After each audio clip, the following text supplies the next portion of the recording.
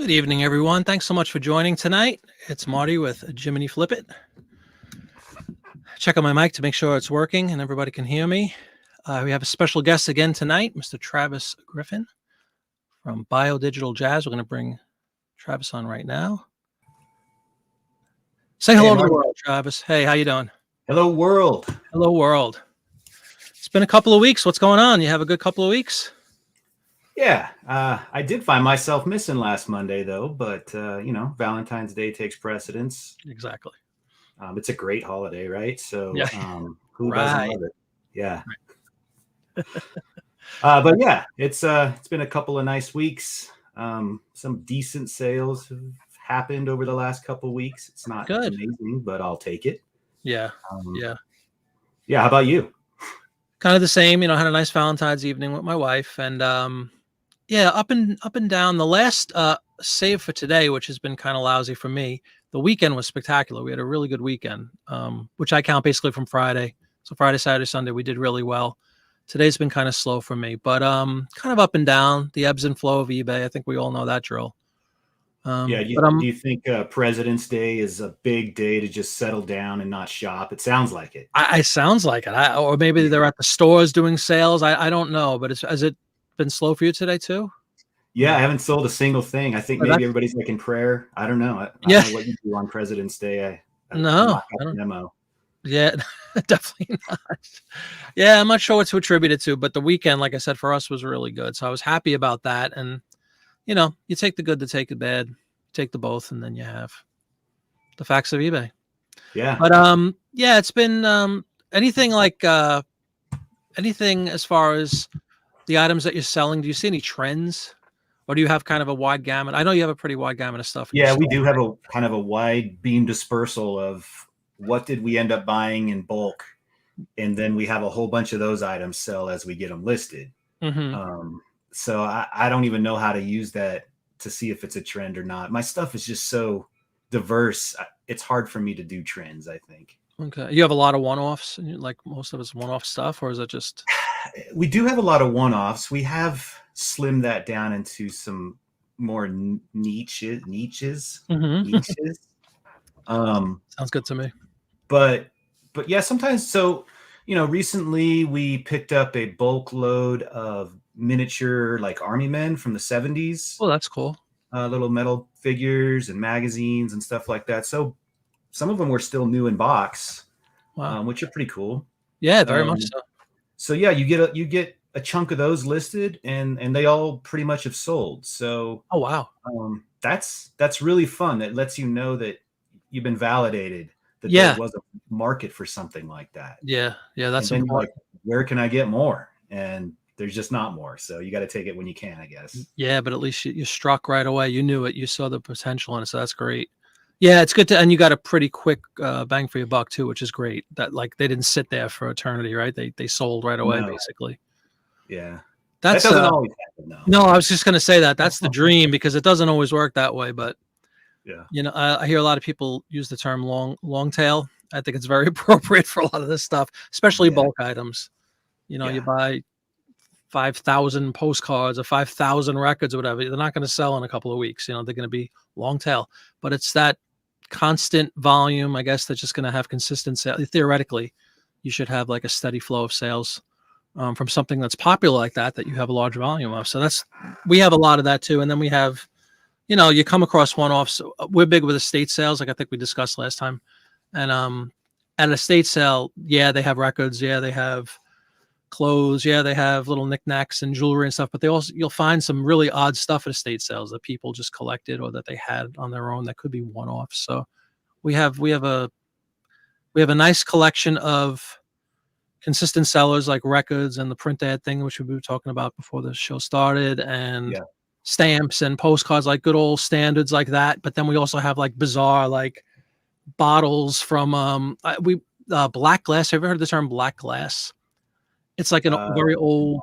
It's just like an old form of bottling that was like a very dark green glass. You've probably seen like wine bottles and stuff with that. Okay. Well, some of those can be super valuable. I learned that on a. Why didn't they call it green glass? It's too obvious, I guess. It's a very dark form of green, so they would call it black glass. And we have a couple of those like that we picked up. We have, We found, and this is gonna sound silly, but we found a ton of street maps, like local street maps to us, Oh, but from like the turn of the century and stuff, and they're in pretty good condition. So we're hoping that'll have some value. like turn of the Oh, the 20, 20th yes. I'm century? not, Okay. yeah. I'm sorry. Yeah, I know. I got to remember we're in a different, but you know what I mean? Yeah, like 1900, 1905. Yeah, that's Pretty pretty cool. cool. It is. It's just cool to see how the landscape has changed and stuff. And I was really impressed by the quality, like the shape that they were in, given they're 100 years old. You know, they were in really good shape, the ones that we picked up. Were they on cow skin or anything? That's a good question. I don't know. I don't even know how you'd find out. Where's Annie? We got to get Annie in here. She would tell us. Hopefully Annie will be joining, but there's probably a way to identify it. That's for sure, right? You get a spyglass or something, and Yeah. if you look at the weaving of this, it indicates it's Go look at the mark. Yeah. I'm Yeah. sure there's serial numbers in there, Right. really deep in there. Probably. Yeah. And I did have one exciting bit of news. About a week and a half ago, my wife used to work, very long story short, used to work in an office that closed when the virus hit. And everybody was working remotely for the last almost 2 years now, right? It was like the end of March of 2020. And the guy finally bit the bullet and closed his office. It was a small office. It was only like 5 people.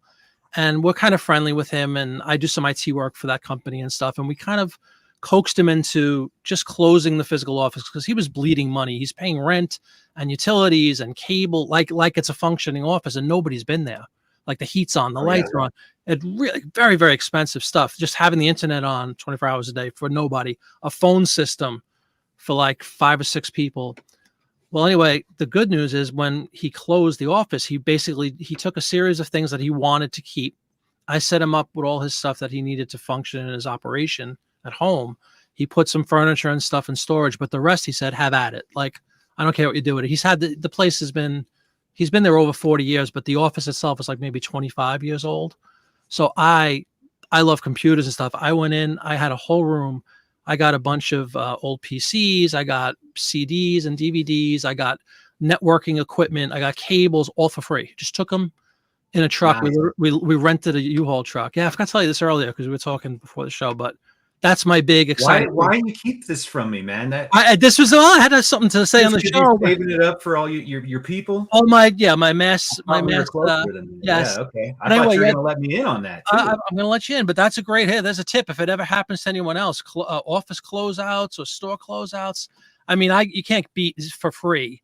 Obviously, I could, but I mean, I know typically those places, those stores, they'll sell for pennies on the dollar if they're just trying to liquidate and vacate a premises, But yeah, we have. I mean, I sold.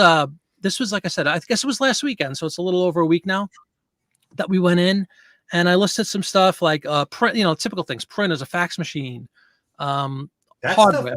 That stuff sells. Sold like in 2 days. Like this stuff is just going flying, and it was completely free to me. And I sell it reasonably. I put it like I think. When everybody is out there looking for comps, I guess there's a high and there's a low and there's an average. We try to get somewhere between average and high, and I always put that best offer on there. And, we got like a fax machine that was just sitting there gathering dust. And, I wiped it off and I made sure it was operable and took pictures. It sold for $100. Did you do a test fax? I plugged it in. I made sure it lit. I made sure the paper fed through and all. But, that's just an example. But yeah, I make sure everything works. And if for some reason I can't test it, you just put, for parts or whatever. And again, it was all free. So, and I just wanted to, and now there's extra motivation because it's, I had that Death Pile series I was starting a little while ago. I cleared that, but now it's filled ceiling high with oh God, machinery and stuff like that. But you're right. It sells really quickly. I'm trying to think, what was the thing that somebody bought? We had, it'll come to, I had like Dell, Dell computers, obviously. It was all the original manuals to like 20 different computers that through the years that the office had purchased, and they were still in the wrapped up in cellophane and stuff like that. Believe it or not, even though it was stuff like $10-15 a piece, and I have a lot of them, tons of them. So I sold those. One guy bought like 20 of them from me. It's just fantastic. Wow. Yeah, I don't know if he's just into that stuff or is like he loves himself some Dell. He loves himself some Dell. And it's funny to me to hear the term vintage when it comes to computers because it doesn't seem like very old, but like to those people, it is. 2002 now is vintage. Yeah, that's insane. Which might be a Dell. Easily. Yeah, these were most of the stuff he had. I mean, not most of it. The current stuff, of course, he had, but the stuff that was like just kind of sitting in a room was like 90s for sure. It was like Windows 98 and XP machines. Some And of that box software, man, you probably dealt oh with yeah, it. That yeah, box software can be nice, it can. opened or not opened. Yep, absolutely, totally true. The monitors, the old monitors, which weigh like 8,000 pounds, but like I Now, love would you them. sell those monitors online, or did you leave Yeah. those behind? No, I actually, because we don't have that many. I have like 3 or 4 of the really big ones. Then I have a couple of regular flat screens that are more recent. Same thing. I put them off for like $80 or something. They're not anything fancy, but And free what is money. that, like $40 shipping? Well, no, not for the monitors. The little one or the bigger one I'm talking about, like those big 15-inch with the really monitors. wide with the tube, CRT. right? Oh, are you talking about flat screen ones? Both. We have some the CRT ones. The Yeah, they probably CRTs, would be yeah. like $40 to ship. They're like 20 pounds, like without a doubt, they're 20 pounds. But then Yeah. we have a bunch of flat. I have like they're right here in front of me. I have like 7 or 8 of those, which I'm putting up for like 100 each. Again, I thought classic. you put them in your background, like the bat wall. That And that would just that would have make all your comps and all your yeah. listings and stuff behind there. That's an idea. I kind of like it. Yeah.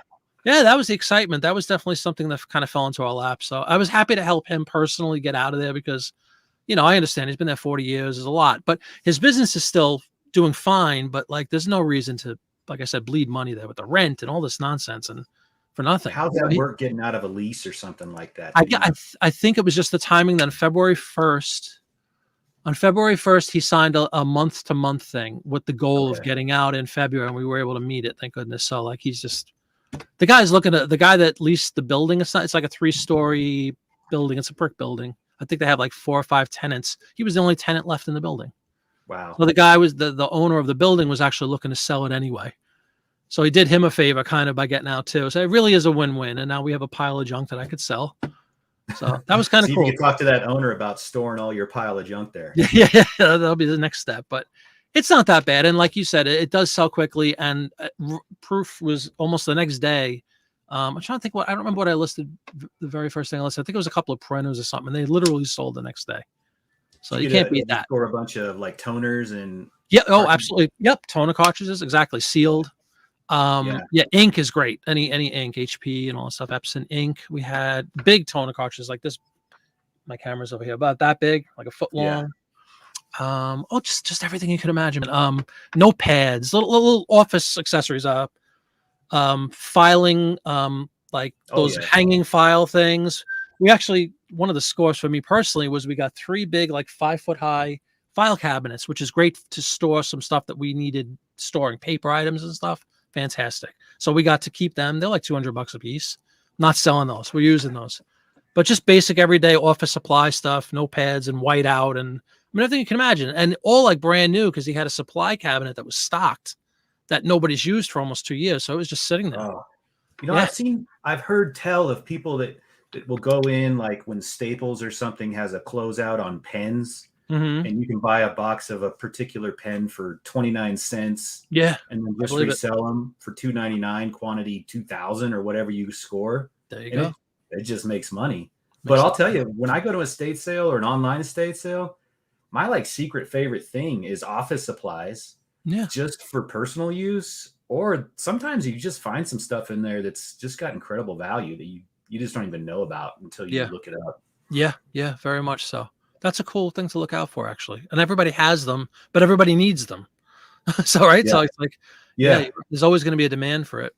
You watch some of those online auctions and you'll always have, not always, but you'll usually have a batch or 2 lots of, they just call it office equipment. And it is old PCs or it is old Post-it notes or whatever, but there'll be a whole desk worth of stuff. Mm-hmm. And they usually go for like $2 or $3.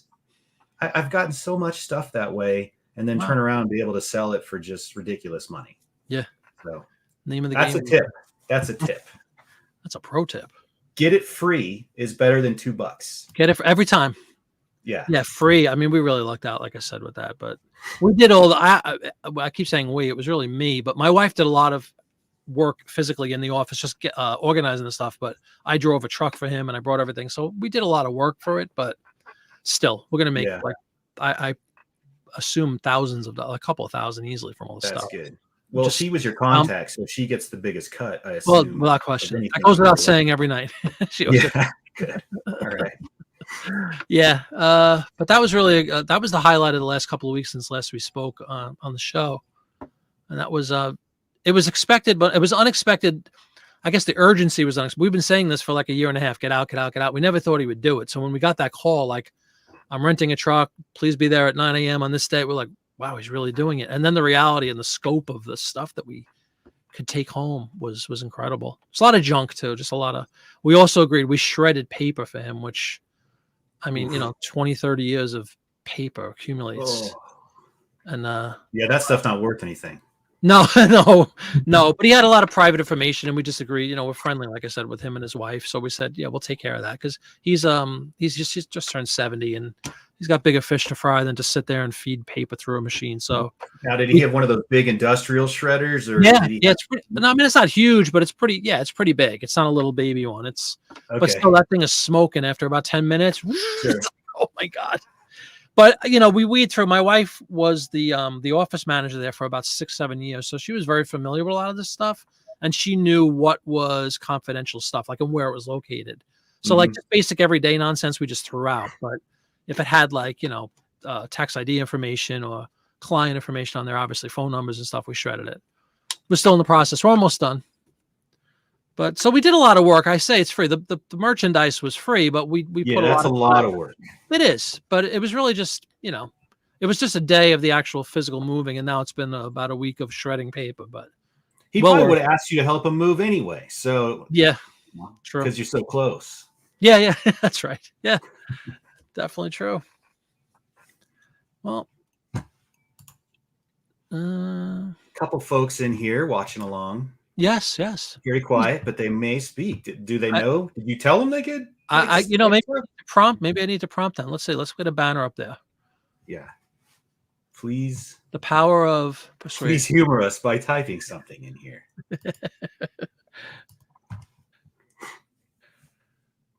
Watch this technology at work. You ready?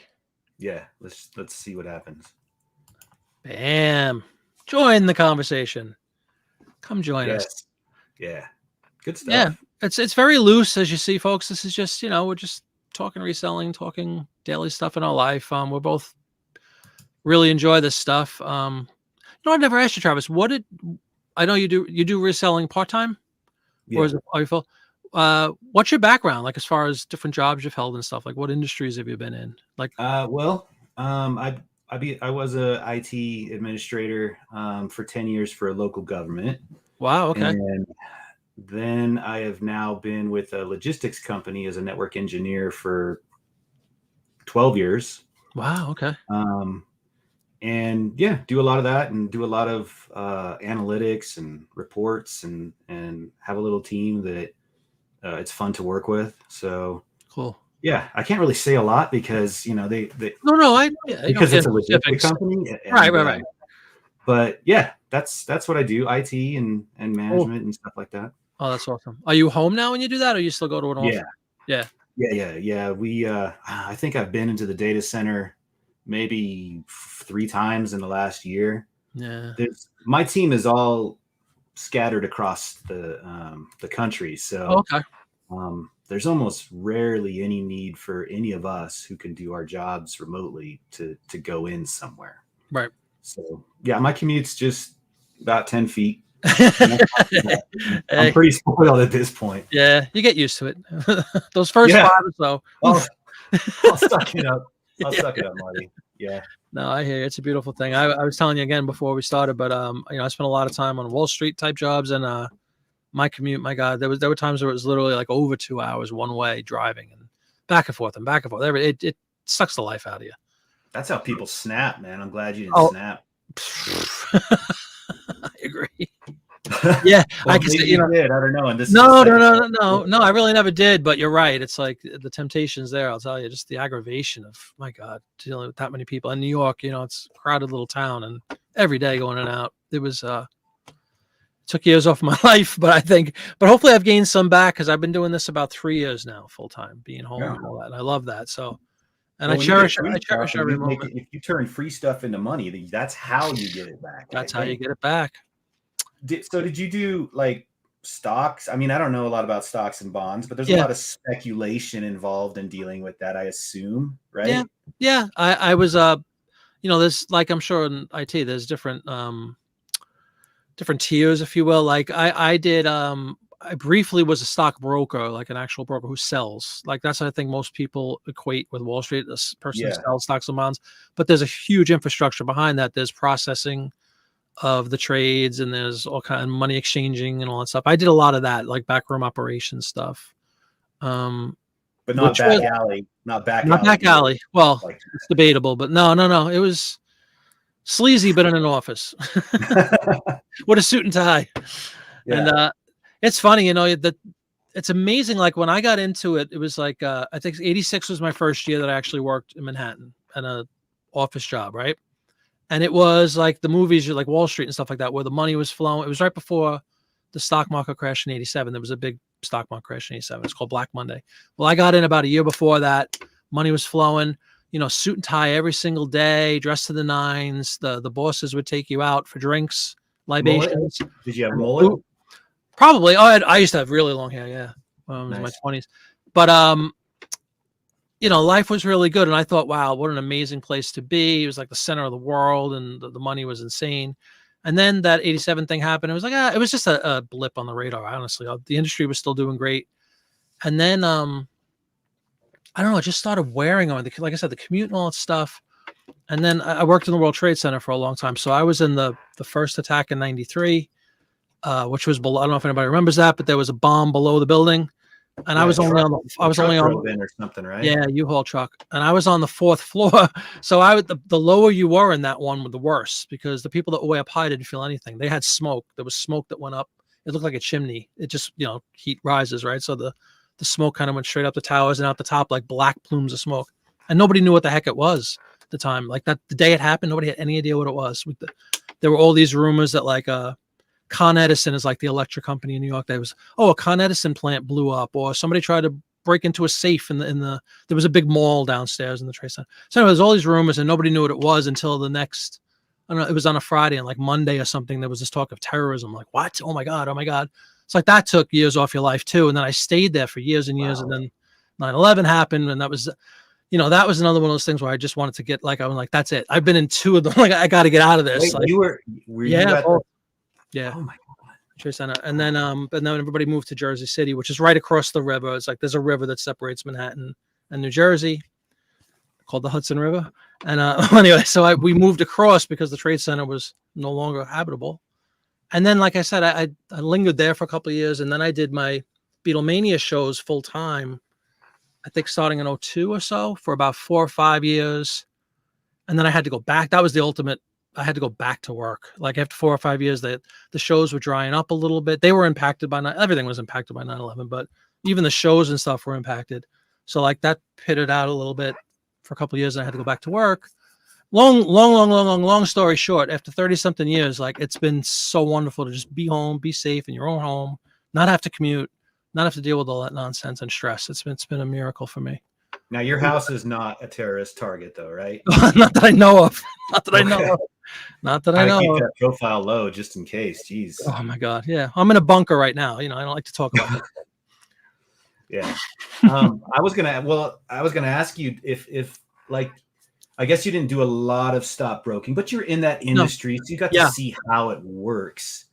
And do you think that kind of insight or speculation or whatever in that industry translates to the reselling community? Are you able to kind of utilize trends and stuff like that at all, or is it something completely different? Very interesting question. Trends, I guess, sure. Trends and analytics are involved in both industries, that's for sure. A good part of investing for successful investors are trying to anticipate trends and trying to anticipate performance going ahead. Speculating is the word. It's a great word. Speculating on what a performance of a particular company might do in X amount of time. And I guess there's part of that with the reselling stuff where, like what you said before about finding something that is a commodity that's going to increase in value over time. Like everybody's into comic books nowadays and all that. And, 3-4 years ago, they were worth a fraction of what they're worth now. So that's speculation. So the people that got in, which is an expression we used on Wall Street, if you get in early on a stock, if you get in early on a commodity that you're going to resell like that, those people are making crazy money because, so I guess, there is a little bit of that to try to go out there when we're sourcing and say, not that many people know about that, or not that many people know about the value of that. I guess there's a little bit of a parallel. Yeah. So you think the next one's going to be CRTs, like getting those graded? I don't know. You never know. Everything old is new again, too, they say. So it is. That's what I've noticed just in the 2 years I've been doing this is it's like as a particular generation comes to disposable income for the first time, they are going to get that nostalgia bug. And they're going to pick up the things that meant something to them when they were in those pivotal early teenage years or whatever. Yeah, very true. Very true. Yes, but it is weird, the comic books. You bring that up. And it's weird. I mean, I don't understand it. The market was so flooded with those in the early mid 90s, all that period of time. Yeah. And they had just bottomed out. There was just zero value. Just nothing. People giving them away. You know? And some people still do. You watch prime time and he scores 1,000 of them for a couple $100 or if that. And he just rakes it in. But God, I just don't get how that came back. But I think it has to do with some kind of speculation. I mean, they get them graded. That's all the rage, right? Absolutely. That's the thing. Get in on the bottom. What did you call it? Get in on the bottom? Is that what you call it? Get in early. Get in early. You got to figure out what is next to be authenticated and slabbed. What else could be physically? Just think about products that could be. Pop-Tarts?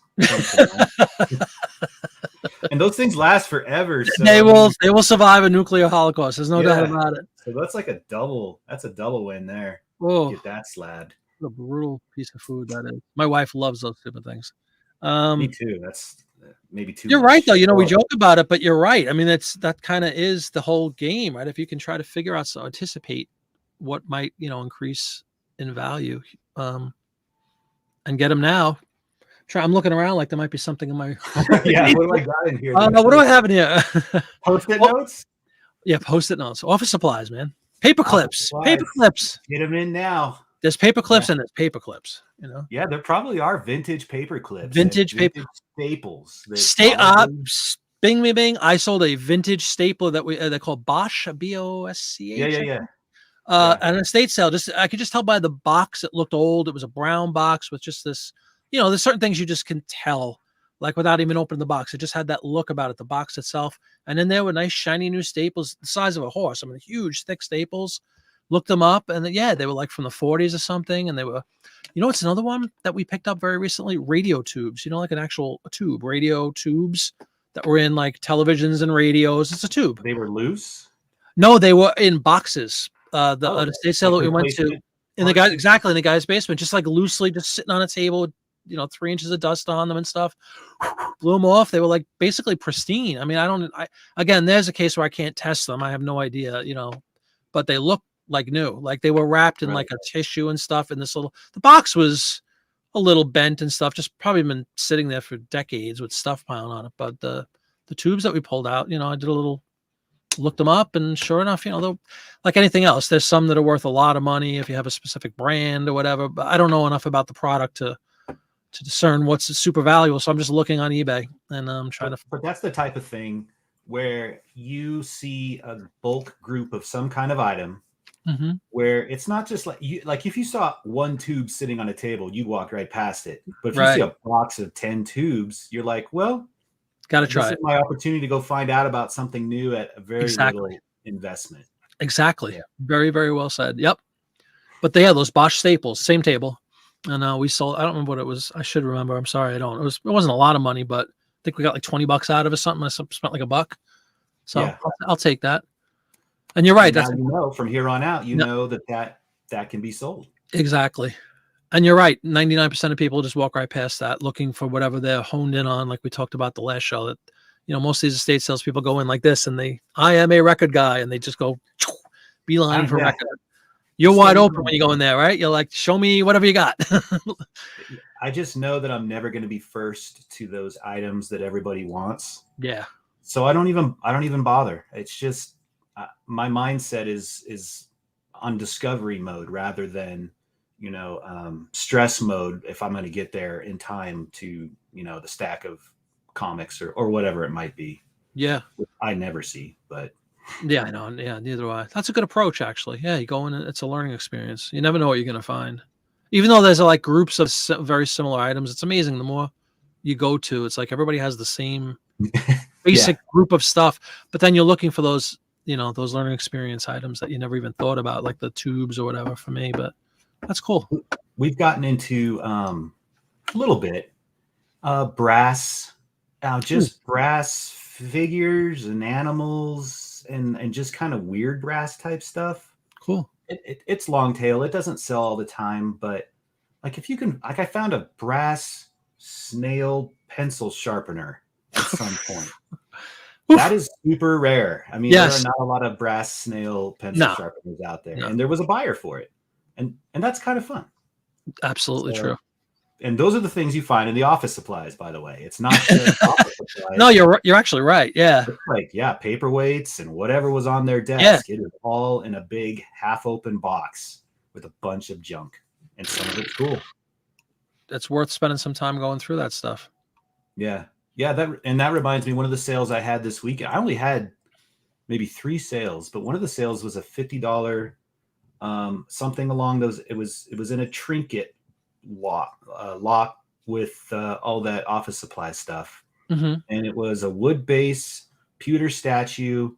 It was marked, so it had some artist I'd never heard of course. But it was a pewter thing with a kid hanging a yo-yo and a dog was bouncing, trying to get it. It's about 6 inches tall, and that sold for $50. So I found a buyer for that. Wow. And that's the kind of thing you can just find in a box. That's no one's going to look twice at that because it just kind of looks like junk until you make it the center of attention, until your listing makes it kind of stand out. Yeah. But on a desk in the middle of an estate sale, it doesn't stand out. No, one blends right in. Yeah, well, I love stuff like that. I mean, diamonds in the rough, I guess, is the expression, right? Like stuff you would never think, and you just kind of fall into by walking by a table of junk. Yeah, you never. That's something my wife taught me long ago with these estate sales. Like, I think I said this in the last video too. I'm sorry if I repeat myself, but she'll like dive into piles of junk and like, she'll. Did you just mute yourself? Yeah, my son was asking me a question. I was trying to. Oh, I'm sorry. No problem. No problem. Sorry to blow the cover there. What's your YouTube thing called? So I can check it out. Oh, he wants to watch the YouTube. We need another viewer, so I'm gonna clue him in. All right. Welcome aboard, young man. No, that's cool. Sorry, I didn't know you realized you were muting. Yeah, so anybody watching, please come on in. Welcome comments, suggestions, ideas, conversation. Probably just be on for a little while longer. I just want to starting this show up with the hope that it helps somebody. They're trickling in. Yeah. Maybe, they either come to see a train wreck or they come to get real information. But anything could happen in here. Anything could happen, but we're not big on train. I'm not into the whole game of these people with the videos that go on their thumbnails. It's not me, So each their own. I don't disparage anybody that does that, but do you have a look? Do you have no gimmick? No gimmick. Do I have a what? No gimmick at all. This is a gimmick-free zone, gimmick-free podcast or whatever it's called, YouTube show. Yeah, we'll have some fun. Yeah, I think if you publish it as an audio, it can be both, right? That's a very good point. Man, I wish I knew anything about any of this. You've been doing this a while. You should. I've been doing this. It can be a podcast as well. Yeah, I never even thought of doing the Beatles stuff. I have a show on every week too, but I never thought of doing that as a podcast. We, as a band, what we would do, especially when the whole pandemic thing started, we because everybody's shows were being canceled. That was heartbreaking. Like it was March, right, when everything kind of shut down. That whole summer basically was ruined. Almost every show, and we had a lot, were canceled or rescheduled or whatever. So in lieu of doing actual live shows, we would come on that's how it started, the YouTube chat show. And we would perform a little bit live and stuff, but there's always it never sounds good on YouTube. It's always like a lag, and like the music sounds like that. I don't know, that compression or whatever that they use just doesn't sound good. So what we started doing was we would record a whole song individually. Like I would do my parts, the Paul guy would do his parts, the Ringo would do his parts, and I would collect them all and put them into a DAW. Wait, which Beatle are you? I'm John. Oh, wow. Okay. The All-Star. Okay. Yeah, the All-Star. So, we would do all our parts and stuff, and I would just kind of put them all together, and we would and then I would make a video for it, like a unique video. We have like, I think like 30 or 40 of them. And every week we would announce, that tonight's, new video is premiering. Like we would schedule it for like 10 minutes after the chat show ended. It was really, really encouraging. It gave people something to watch and be entertained by when there was nowhere else to go. Stuff like that during that time. Oh yeah. You couldn't go anywhere. So, you couldn't go anywhere. So I really enjoy. I mean, I would have much rather honestly been playing. I think everybody would have, and would have rather been at a show. But in lieu of that, like I said, it was a really nice alternative. And we got to, we have a pretty good turnout every week, and we have a lot of great conversation. We'll talk about now, since we've been playing again, since like last year we played about half of a normal schedule, which blew away the year before. And now this year we hope to have it even more normal. But what we would usually do is on the show, we would recap like the last show we played or something and say, we talk about that show, and we'd talk to guests. People would come in that said, "Oh, I saw you guys on Friday night. It was a great show." It's just a great way to relate to everybody. It was really, really, and it's still going on. We took a break around Christmas time, and most of January, but we just came back on now because shows are starting the schedule is starting to fill up again for the spring. So it's something we definitely want to continue. But yeah, it was a lot of fun doing that. And you learn a whole new skill set. I was using all these programs I'd never used before. And, I've been doing music forever, but I never really used this new like computerized recording and all that stuff. And I got pretty good at that. And I'm compiling pieces from everybody in the band and then doing a video for it. It was really cool. And it gave me something to do, to kind of entertain ourselves. But I really enjoyed doing that. So this is kind of a similar thing. That goes on now in lieu of, which is you're actually in-person concerts again. Yeah, but even when we were doing we just made it a thing that we do every Friday night, because people came, once you get like anything else, right? Once people are used to chiming in on Friday night for our show, like even if we were back playing our live actual concerts, right, they still wanted to see something on Friday. So like I said, we would recap. Yeah. Well, yeah. And it was a lot of fun. Behind the scenes, it's kind of like director's commentary of we should. Review of the show. Yeah. Remember when Ringo fell down the stairs or whatever? Well, I was just say blooper reels, yeah. And then we had some guests, like Beatle related guests and stuff. It was very, very cool. I really enjoyed doing it. Yeah. It's very cool. Do you ever find, do you collect Beatles stuff when you see it, or will you resell Beatles stuff when you see it? Ooh, I will 99% of the time keep what if I buy or come across. I don't come across it often in estates sales. That's our primary estate sales. We go to antique malls now and then, and the only Beatles stuff you'll find in an antique mall is a beat up record or something. I mean, in most cases, beat up records that are not going to sell for a lot because they're very common and they're lousy quality, ripped up covers and all that nonsense. But yeah, I can't think of anything really special. I've only ever seen Beatles records, I think, in an estate sale. They usually go quick if there are any. But like I'm well versed on that stuff, so like I'll know if it's junk right away, or if it's something worth grabbing. But I don't think we've come across one Beatle record. We might have come across one Beatle record. But as far as like general, collectibles around the Beatles, no, I don't think I've come across anything. Okay. Yeah. Staplers though. Lots of staples. Man. Fax machine. You want a fax machine? I'm your boy. I got a fax machine. No, again, I'm good on the fax machines, but I do appreciate that offer. Yeah. No problem. Well, do you want to do some worth point stuff tonight? Sure. You got that screen sharing ability, right? I do. Yeah, fire it up. And if anybody watching would like to look something up, now's your chance. Right. Let me share if I can figure out how. Yeah, just throw a comment right below and let us know what you'd like us to look up. We'd be happy to. I think we have a few more minutes. All right. Can you Can you see that? No, I can, because I edited it. There we go. Okay. All right. So this is Worth Point. Yeah, like Marty said, if you've got anything that you've been dying to know when it was sold and for how much, let us know. Yeah. But Marty, do you want me to look? You were just posting about print ads, but I'm really excited about, because I do have a lot of magazines stored up, and I'm going to follow whatever method you show us how to do in your series. Oh, fantastic! Thank you. But is there a particular, some kind of print ad or something you'd like me to fire up in here? Let's see. It's funny you should ask. Yeah, let's find something.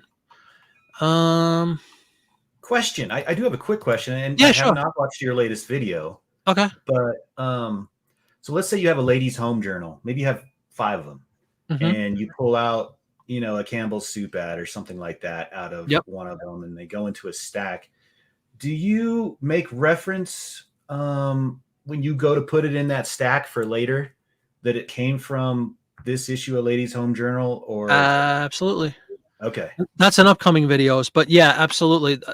Every single one. Like, I don't just have loose ads scattered about. I always let me go into, I'll actually show everybody an example. But yeah, we have a filing system where I'm looking at one right now. This is what I want you to look up. But what I'll do is I will put what I have as the title and just see if anything comes up with this.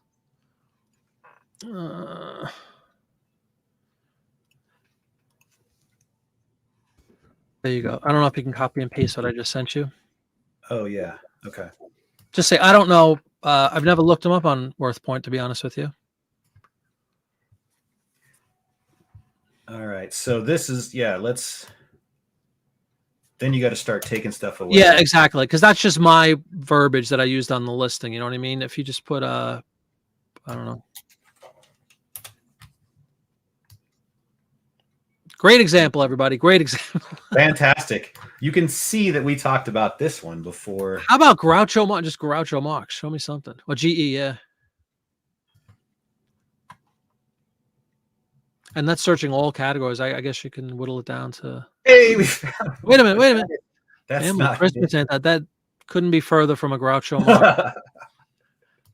Worth Point, everyone. Worth Point. Oh, maybe you maybe spell it wrong. Maybe light bulbs is 2 words. Oh my gosh, light bulbs. There you go. Words. Oh my goodness. Whoa. Go up. There's my ad. It's not my ad. Yeah, to the right. Yep, that's the ad I have up. Maybe that is mine.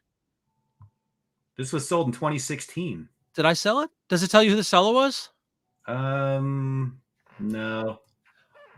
2016. Well, and does it say what it sold for? $15.99.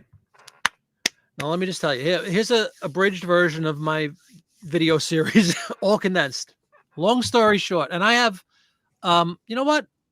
Can I share my screen at the same time? I wonder. Do it. I think you can. Let me see. If I can share my screen, I'll show everybody. Rather than just talking about it, I will show you.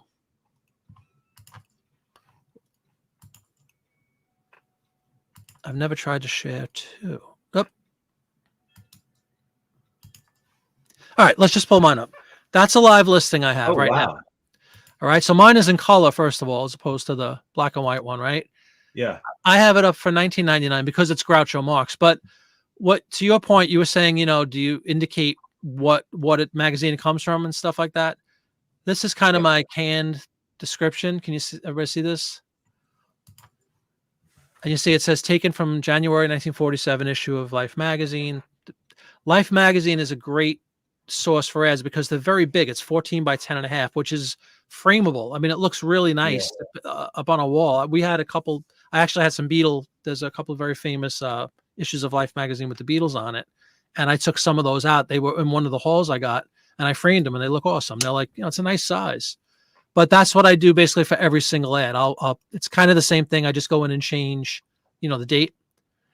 And then we have a filing system where it's located in L13. This one's L13. It just means the 13th Life magazine that we have.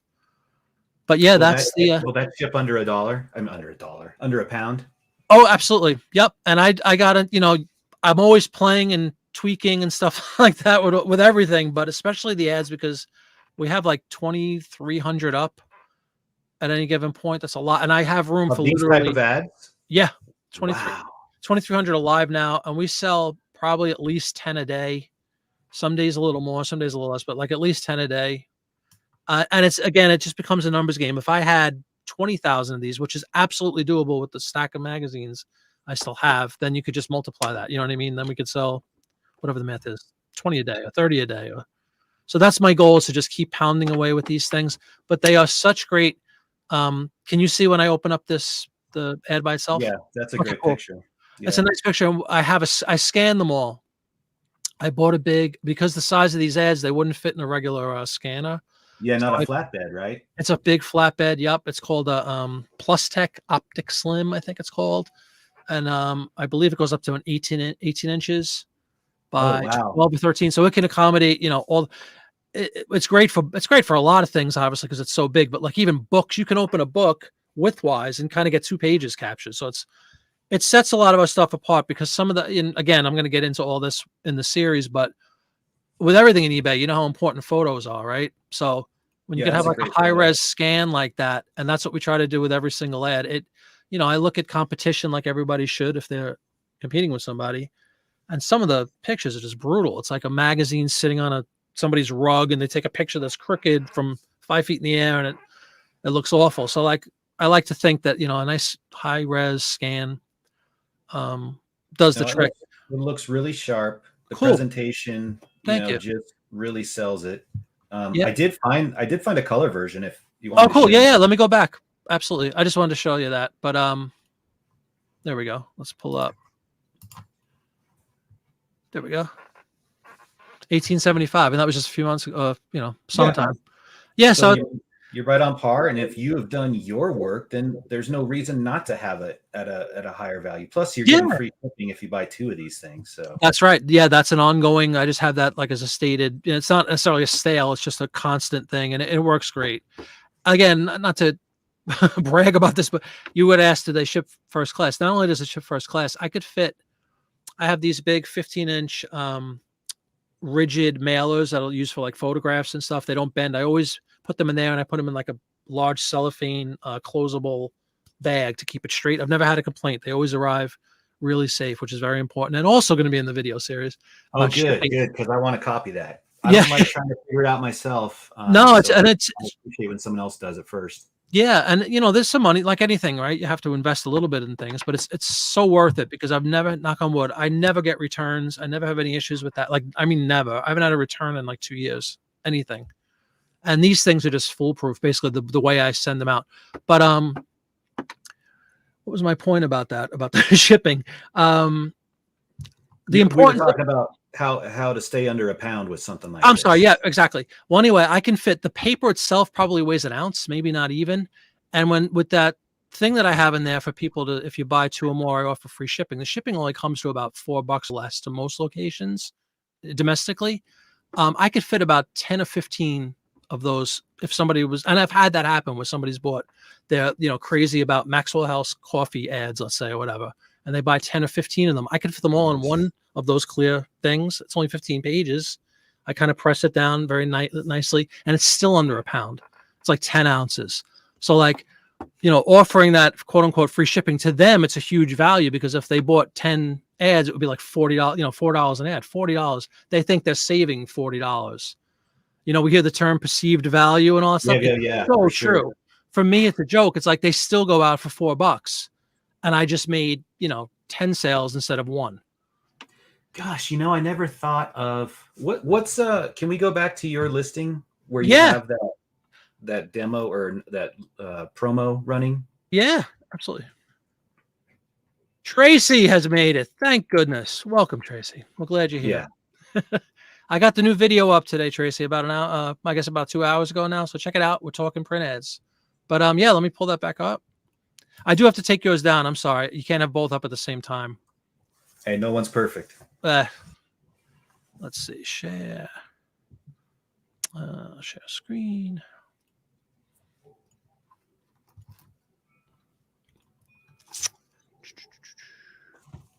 There we go. All right. So you have free shipping when you buy 2 of these ads. 2 or more. And there's no limit. It's like if somebody wants to buy 100, I'll ship them all for free. But like I just said, I can ship them for, I don't know about 100. We've never had that many at once, but if it was to the same buyer, at least 15 or 20, I could easily fit in that same shipping thing, and it's still under £1. So they ship for and I have a flat rate shipping now of $4.50, and that's one of those things where, because of the constant up and the first class shipping goes up a few cents every year or 20 cents, whatever it is, $4.50 pretty much covers everything domestically that I can mail, even if it goes to Washington State, which is the polar opposite of where I am, or California, which of course, you know how that works almost all the time. Anything that's heavy or big, California, it's automatic. I ship a lot of stuff to Maryland, which is for you is a nightmare, right? Because it's across the country. It's the most expensive for whatever Maryland. Reason. Yeah. Wow. I don't know.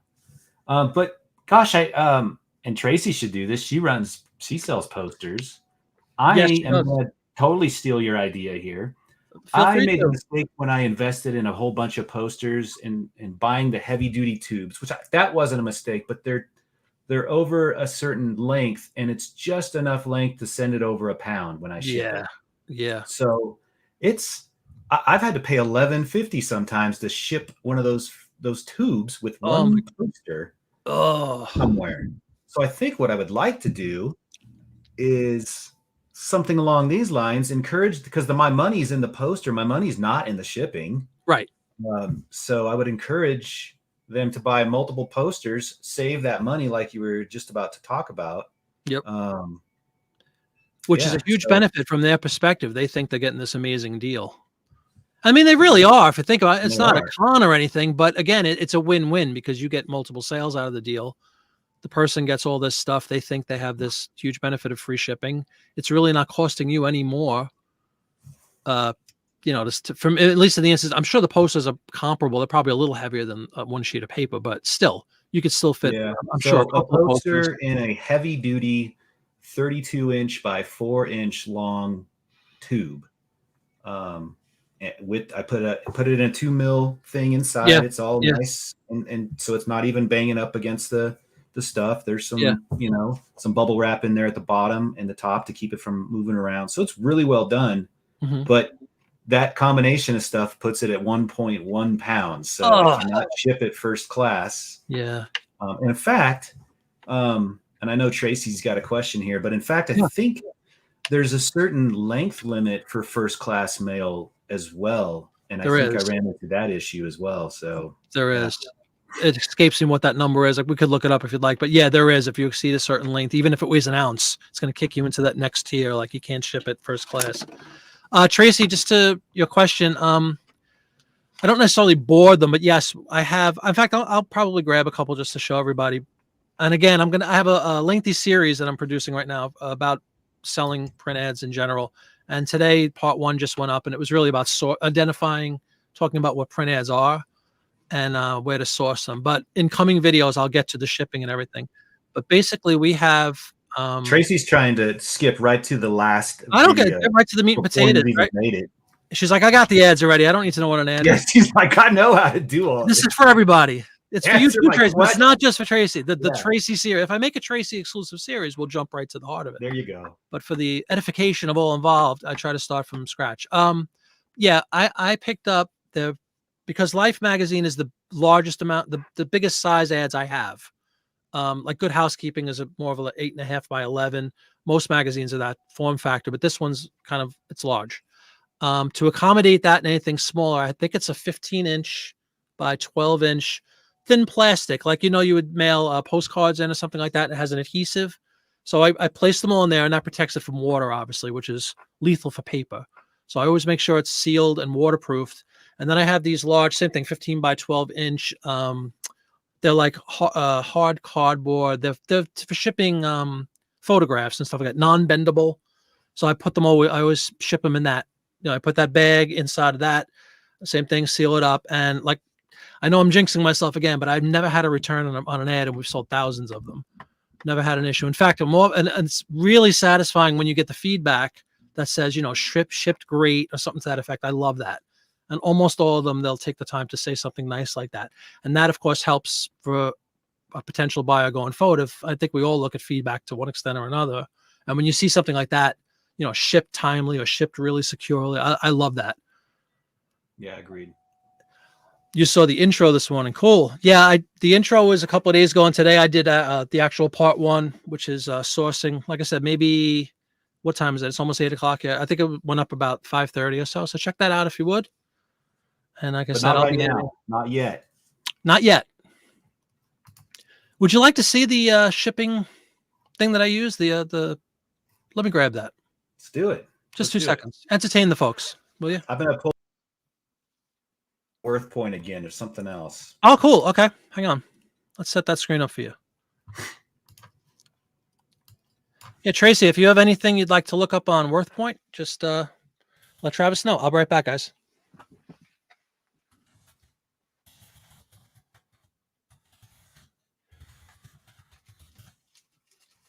All right, is that showing up there? Okay. Yeah, I just sold. This is not mine, but speaking of things that size, turn of the 20th century sheet music. This is an example of some things that you can find. Look at how terrible quality this is. Not terrible, but I mean, you got writing on it from the owner. The corners are ragged. The spine is got significant damage, and this one went for $39. I love finding the smaller sheet music. I usually stay away from the stuff from the, usually the 50s and stuff like 40 and 50s and beyond. Yeah. But the early stuff, it's just so pretty to look at. It's just as frameable as Marty's ad that he just threw up there. I feel like it's the same ballpark. It is. It is. Totally true. And all right. The same. Yeah, no, I appreciate it. The mailing thing that I use for the print ads, we have sheet music up as well. We have posters that are, the folded versions that you don't put in a tube. They fit perfectly in this too. So that it serves, but yeah, I use it's the same basic philosophy. And truth be told, it's pretty much the same weight. Like the sheet music is all well under a pound. The movie posters are under a pound. They all ship first class. Yeah. And it really helps to keep everything straight. And we have a request from Tracy. Let's see. All right. Resident Evil chainsaw controller. What is she into? That's what's crazy. That is nuts. I don't know. Just your average Wii chainsaw controller. Dime a dozen, aren't they? That looks like a TIE Fighter Lego, and not a chain. Oh, here we go. Oh, that's GameCube. Wii. No, that's the same thing because you can use Wii and GameCube together. It's a brand new with a bonus mask. Gosh, that's 10 years old. That's crazy. You see that, Tracy? So that's one for $100. Probably it has been opened, but never used. And it had a burlap sack mask that we all just have hanging around. And wow, is that the last one from 10 years ago? That's crazy. More.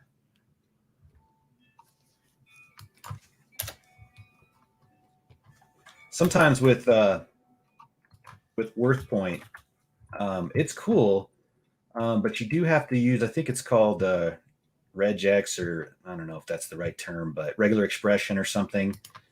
So there's some shortcuts in finding particular things when the words are next to each other. Ah, is that right? Okay. Yeah. So if you want just things that Resident Evil and they have to be back to back, you got to put them like in a quotation marks like this.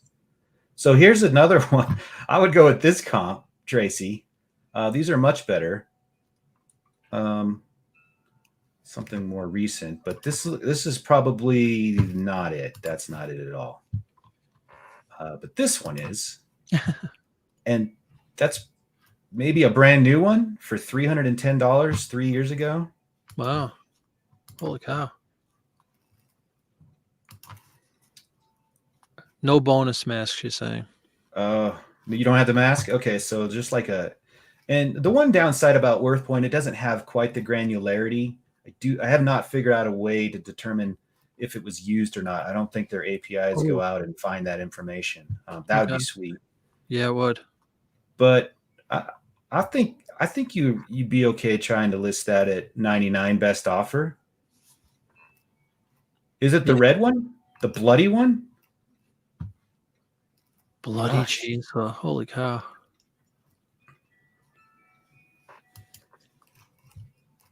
Oh, that's why she says it's GameCube. Okay, not Wii. But you could play it on Wii if it's got the GameCube connection or whatever. All right. It's been around a long time. Well, I hope that gives you plenty of comps to know that there's definitely some demand. And yeah, I don't think maybe you go higher. Maybe you throw that up for 149, 179 and just kind of gauge interest. Here we go. She's right. It's a yellow one. It's an upgrade from the red one. Well, that's even better then. Upgrade from the bloody one, huh? Okay. Well, it looks like just the one comp. I could certainly play around with it a little bit more with the terms. Maybe I'll fool around with that when Marty's showing his stuff. Very cool. That is neat. Where'd you get it? Is that yours, Tracy, or did you found it somewhere? There you go. She said she's $475. Hey, why not? Yeah. Why not? You find that one person.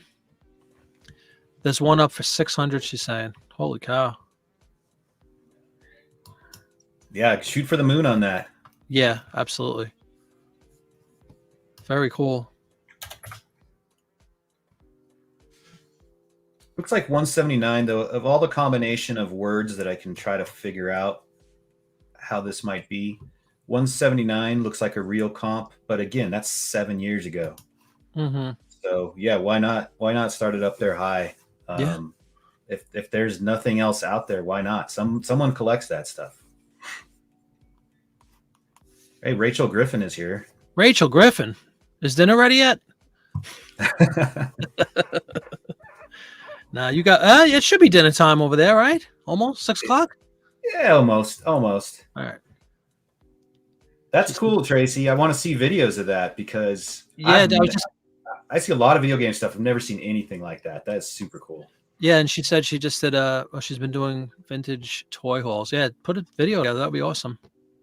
I enjoy all your videos, Tracy. We watch them all the time. We got to keep at it, right? We just got to keep making them. That's something Travis and I were discussing with newbies here on YouTube with this, and you just got to keep doing it because everybody starts off like this. And that's fine. It's a lot of fun. All right. Well, you want to show your behind the scenes spoiler for how you ship that stuff? Well, yeah, I was just going to show the supplies I use. And again, I will, that'll be a few videos down the road when we're shipping them, but nothing super high tech here, but it really does the job. These are just these, hopefully the green screen won't interfere, but you see that? It's just a clear. Oh, yeah. But this thing is huge. Like I said, it's 15 inches long by 12. Is that a BCW brand? You know what? I have no idea. I'll look it up. I'll get back to you. You sell? So you sell a bunch of those. So oh yeah. How many of those do you buy at a time? Oh, 100. I think 1,000 is what we bought the last time, and they last. I mean, like I said, we probably average about 10 or so a day. So that's 100 days. I mean, that it gets us through a few months. But that's one of the reasons, again, that I keep tweaking things. And originally I just had calculated shipping on everything when it comes to the ads, not other items, but the ads I did calculated. And sometimes I could get away with like 325 or 350 if it was local. And sometimes we get burnt and it's going to, like I said, Hawaii or something that's like $5 or $6. It's still not that expensive because we're still making, if you do the math about how much these individual ads, they cost literally like 10 cents each, maybe less. So if I'm getting 15, 20 bucks, I don't care about $4 in shipping. But I'm starting to realize, like you just said, I'm buying 1,000 of these at a clip, and they add up. I mean, it's a lot of, but the quality, it's just so significant. Like, and I could fit. This is what I was saying earlier. If I open this, the reason we have that that ongoing sale, if you will, that says free shipping 2 or more, I could fit like, again, I don't know if you can see it with the green screen, but we could fit. Don't put it on your head, man. Don't do that. No, there is a thing, warning suffocation. Yeah. No, but I could easily fit 15, 20 ads in this. And this is the non-bendable Oh, okay. That's what you were talking about. All Huge. right. I mean, it's like I said, it's 15, and it just has the little adhesive here, so you put it in. So I put the ad into the bag, then I put the bag in here, and I seal it, and it really creates a very tight, watertight seal. And this thing is, it does it. The paper stays perfectly straight, and we usually get really good reviews about the shipping quality and everything, and that's important to people. You're spending $15 on a silly piece of paper. I mean, you want it to arrive. Well, that's safely. good to know because I will often go overboard. I have definitely gone overboard on shipping a lot just to get that review. Because I'm too scared to try something, I would I haven't done 2,000 of those, so I would reinforce it with additional cardboard, which would probably send the price up, and It that's what I would. need to see. Yeah, I need to see that kind of stuff to know. No, these that these, and I really will. I'll give you some links or something to the ones I bought. No affiliate link, just a link. Get affiliate link, make you 12 Maybe I cents. will, but I'll tell you these things have. And again, these same thing. I buy like 100. I haven't bought 1,000 of these, but I should. These are pretty expensive. These are like, maybe like 80 cents each when you buy them in bulk, which isn't cheap. When you consider a lot of other shipping stuff is even cheaper than that. But it does a great job. It's very, that's an 80-cent item by itself when you buy in bulk, plus another 10 cents or something. Yeah, 10, 15 cents for this. I'm just saying, I mean, so you're over $1 in supplies, right?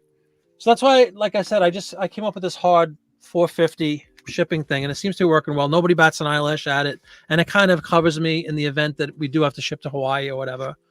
And if it works out to only being $3.50 or whatever, that other buck kind of goes back into, recouping some of the costs associated with the supply. So it works very, very well. Hey, Eric, I'm glad you listened. Welcome. How you doing? Eric Hughes. He says Tracy strong-armed him to get him on here. Well, hey, whatever you got to do. Thank you, Tracy. I appreciate it. Yeah, It's a party. Recruit. Yeah. No, I really appreciate it. We've been on, we're going to try to do every Monday night, pretty much, unless there's, something comes up, but we'll let everybody know. We try to do every Monday night, starting around 7 p.m. Eastern. Just kind of talking reselling. We've run the gamut tonight with some products, and this segment we're going to have, I guess, going forward, it seems to be pretty popular, is Travis's Worth Point segment. Yeah, so until Travis cancels, we've got it. So yeah, that's right. Keep on streaming in. And what'd you say? You've only had it like a month or two? Yeah, I just got my first billing for it, so now it's real. Yeah, it's real. Yeah, but you're sticking with it. That's cool. You got to make some. You're making money from it. Have you sold anything as a direct result of looking something up? Tell you what, yeah, actually I did. Let me share my screen. I'll show you something. I don't know if it'll have my sold in here, but yeah, let me look it up. Very cool. Am I still share? I can never tell if I'm actually sharing. Actually, yes, but I think you still have Worth Point up. Oh, that's what I want to show. Oh, okay, cool. Yeah, there you go. It is the Worth Point section of the show. This is the Worth Point segment, brought to you by. All right, so I typed in Black Prince, and I just realized that is definitely not what I'm looking for. But those are black oyster pearl beetle kits down there. That's interesting that Black Prince would bring up some. Do you have any of those? Have you sourced any of those? yeah. They were at the thrift store for like $20. I made a killing. Yeah, cool. Good return on investment there. $2 million. All right. Yeah, I didn't pick that up. That's something I just walked right past by. I didn't know the value. I just sold a piece of chalkware. Called the Black Prince. This is from the mid 70s. Okay. It's a statue, is about 14 inches tall, and this is not my listing, but this is how I found it. And I don't know if I think it's the same exact one, but I didn't know something called chalkware even existed. What is it? Now that I don't know. I tried to look. Hey, if I put my thumb in here, is it gonna like start falling apart? It did not. No, I don't know I still don't know what chalkware was. But if I would have gone based on the eBay comps that I had access to, one, I didn't even know it was the Black Prince, because there's nothing on the statue that says, hey, y'all, you just got the Black Prince. Right. There's nothing on the statue that said chalkware. The only thing on the statue was Marcus Designs, and it might have had a date, and it might have said made in England. So I used all those kind of SEO items Yep. to find it in here. And that's why I was able to type Black Prince chalkware and go right to it. Yeah. But without that, I mean, I picked this up in a big trinket lot. I probably, I don't know, $3 into it. And I did I just sold it for $80. Oh man. And I was gonna put it up there for like $39.99 because I'm like, who wants this? Yeah. And then I saw that people want this. So that's where I found, yeah, definitely. I think we can say WorthPoint just paid for its first month. Just there you go. Exactly. That one alone. That's So fantastic, man. Yeah. So at least if you get one of those every month, it pays for itself, right? That's right. One a month. That's it. Tracy knows knows about what chalkware is. Chase, tell us about chalkware. Plaster of Paris. Okay. That looks I used to do plaster of Paris in like 3rd grade or something. It didn't look like that. Yeah, it looked like freaking Texas Chainsaw Massacre. Yeah, exactly. Yeah. Yeah. Very cool. Chalkware. Is it just like a trinket? Like you said, it has no real purpose. It's just something you put in a display, like a curio cabinet or something. Like what? Yeah, this is, like I said, it's a good solid 14 inches. 14 inches. It hangs on the wall or it can stand. And there are multiple designs. So that was the Black Prince who I actually put his real Prince name in my listing. I cannot even remember what it was at this point. Yeah. But WorthPoint helped me find that research. Then I went on the internet and figured out more about who that was and was able to seed some of the SEO with that. That's fantastic. But they've got like Robert the Bruce from Braveheart. You know, that's another one they have, and they have other ones. So maybe there's someone that collects those. In fact, when I went to ship this morning, the person that bought this is like 2 cities away from me up in Larkspur. So that always blows my mind when somebody buys something and you go to ship it, you're like, this is down the street.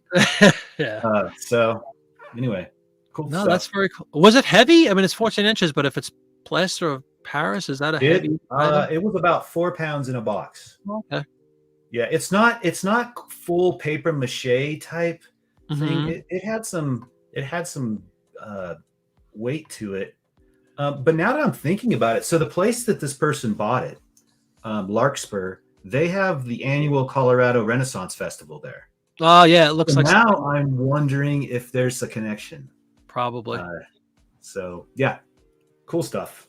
That's a very Thank you, Tracy. Cool. Yeah, that's awesome. We all learned about. See, that's the goal. Every week we learn something. So chalkware. Yeah, chalkware. Maybe. I'm 1 for 1. Small sample size though. Chalkware. And it was just amongst a whole bunch of other trinket stuff. Does it have like any marking on the bottom or anything like that? Did anything, you had no idea what this was when you picked it up, right? No, because I bought this on an online auction. And it was online.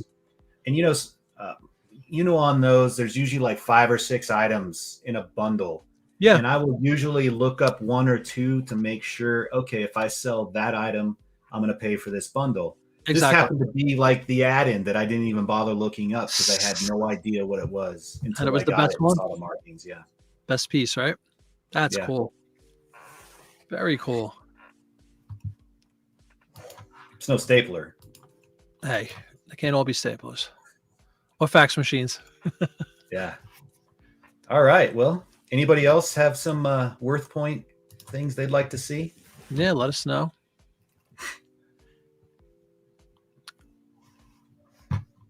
A boar hunting chalkware. Hanging in your living room. Okay. All right. Let's move on from that. There's got to be a reason. Night before Christmas. Eric has it. Yeah. Let's do it. Handwritten copy.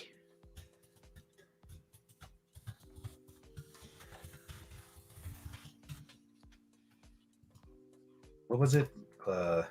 Clement. Is he the original author? That's a good question. Clement Seymour. Oh boy. Quite a few. Is it any of these? I see multiple thousands. I hope so, Eric. Is it made out to Baron Geralt, Minister from Prussia. Is that the one you guys have? He said it guys was wrote penned. It was penned by him. Okay. All right, handwritten copy. One. Yeah. Does it look like any of these, Eric, that he's pulling up? What else could we need to scale this down? Yeah. Not really handwritten, maybe.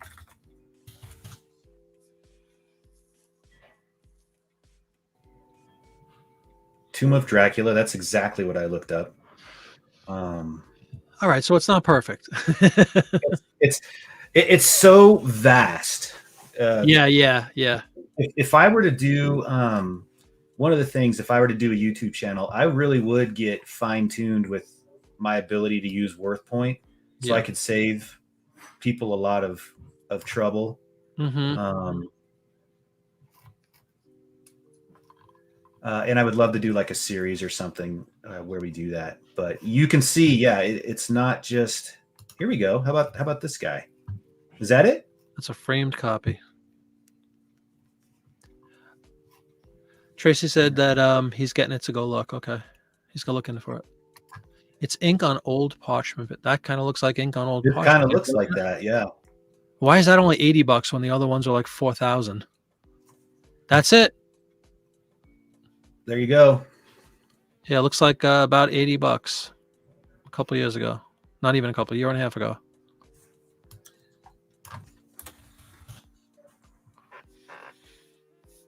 Maybe if I type framed, we'll see a few more options. But so $80. Was that you guys that bought it, or did you find it at an estate sale?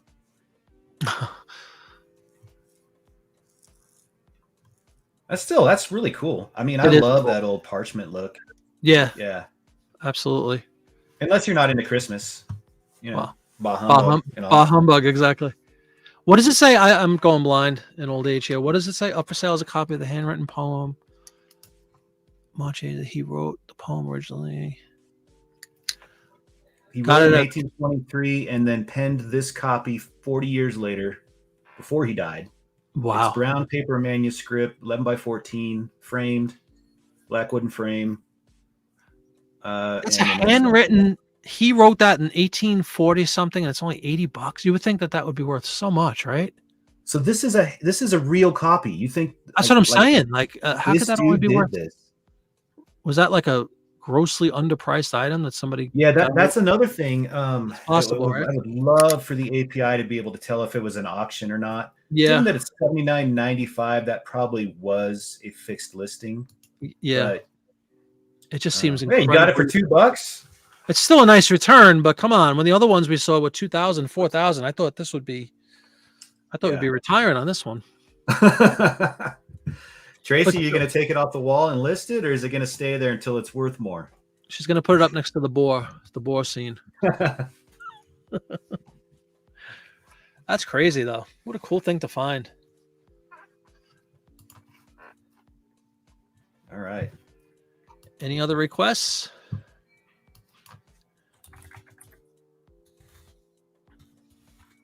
Chalkware boar. Chalkware boar. It's got to be up there. That's a good idea, Tracy. Just to have it like authenticated somewhere, I guess. I like this guy. I don't think that's who it is. Is that what you got? Pig Sal? He's cool. He's cute. It's actually a great photo, right? Everybody does white. That is a great photo. Different, but I really like that sheen behind him. I think it adds to his character. I do too. The whole white background thing is overrated, man.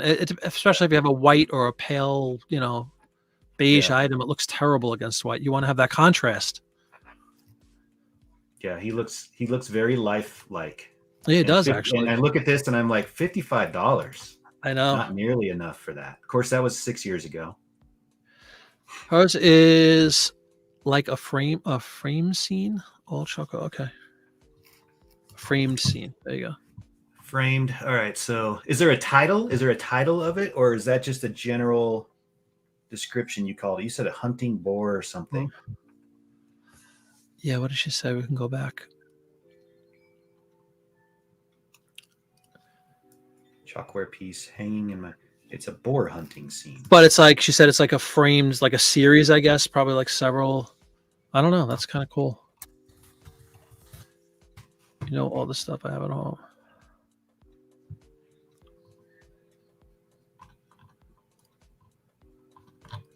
Chalkware.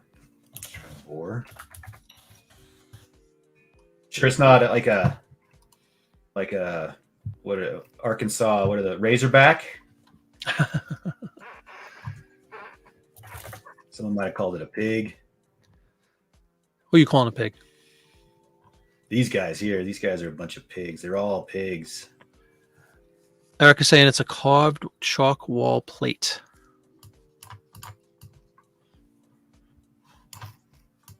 Hmm.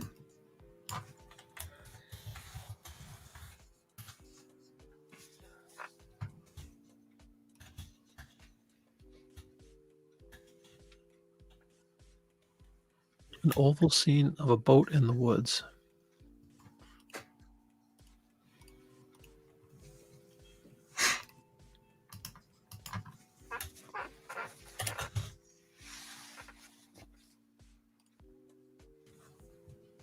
Look at these guys.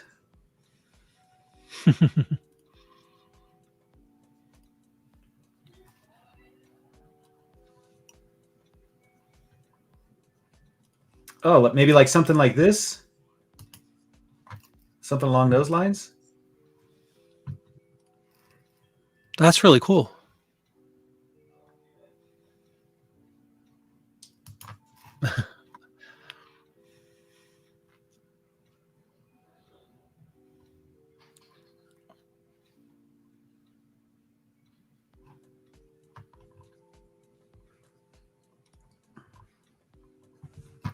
Maybe it's one of a kind. Yeah. No boar. Sorry. Hey, we can't win them all. Still kind of cool. Yeah, again, hey, what'd your audience learn tonight? They learned that there's something called chalk wall hangings. Yeah. Never heard of it. Really cool, though.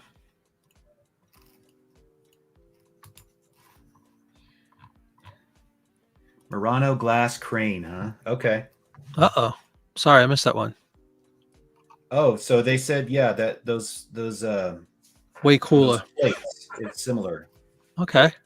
Murano glass crane. Let's take a look. Yes. We love Murano glass here. Do you?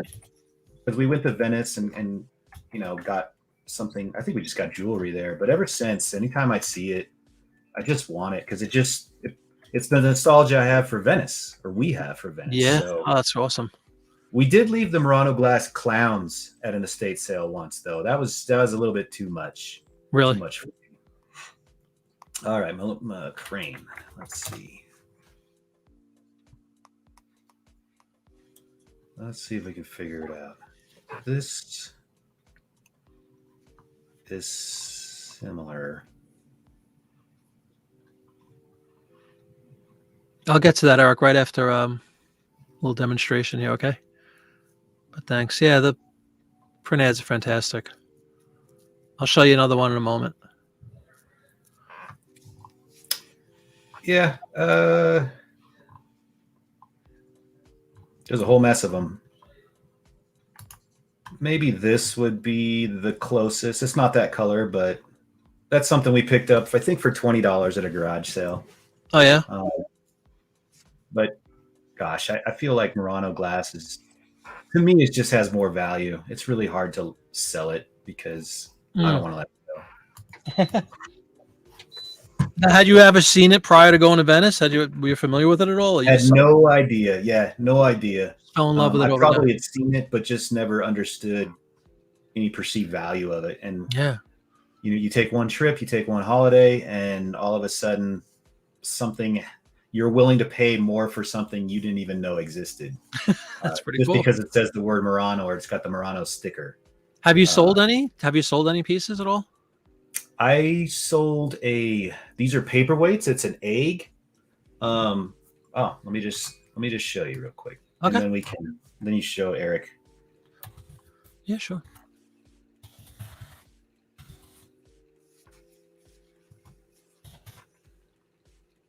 Wait.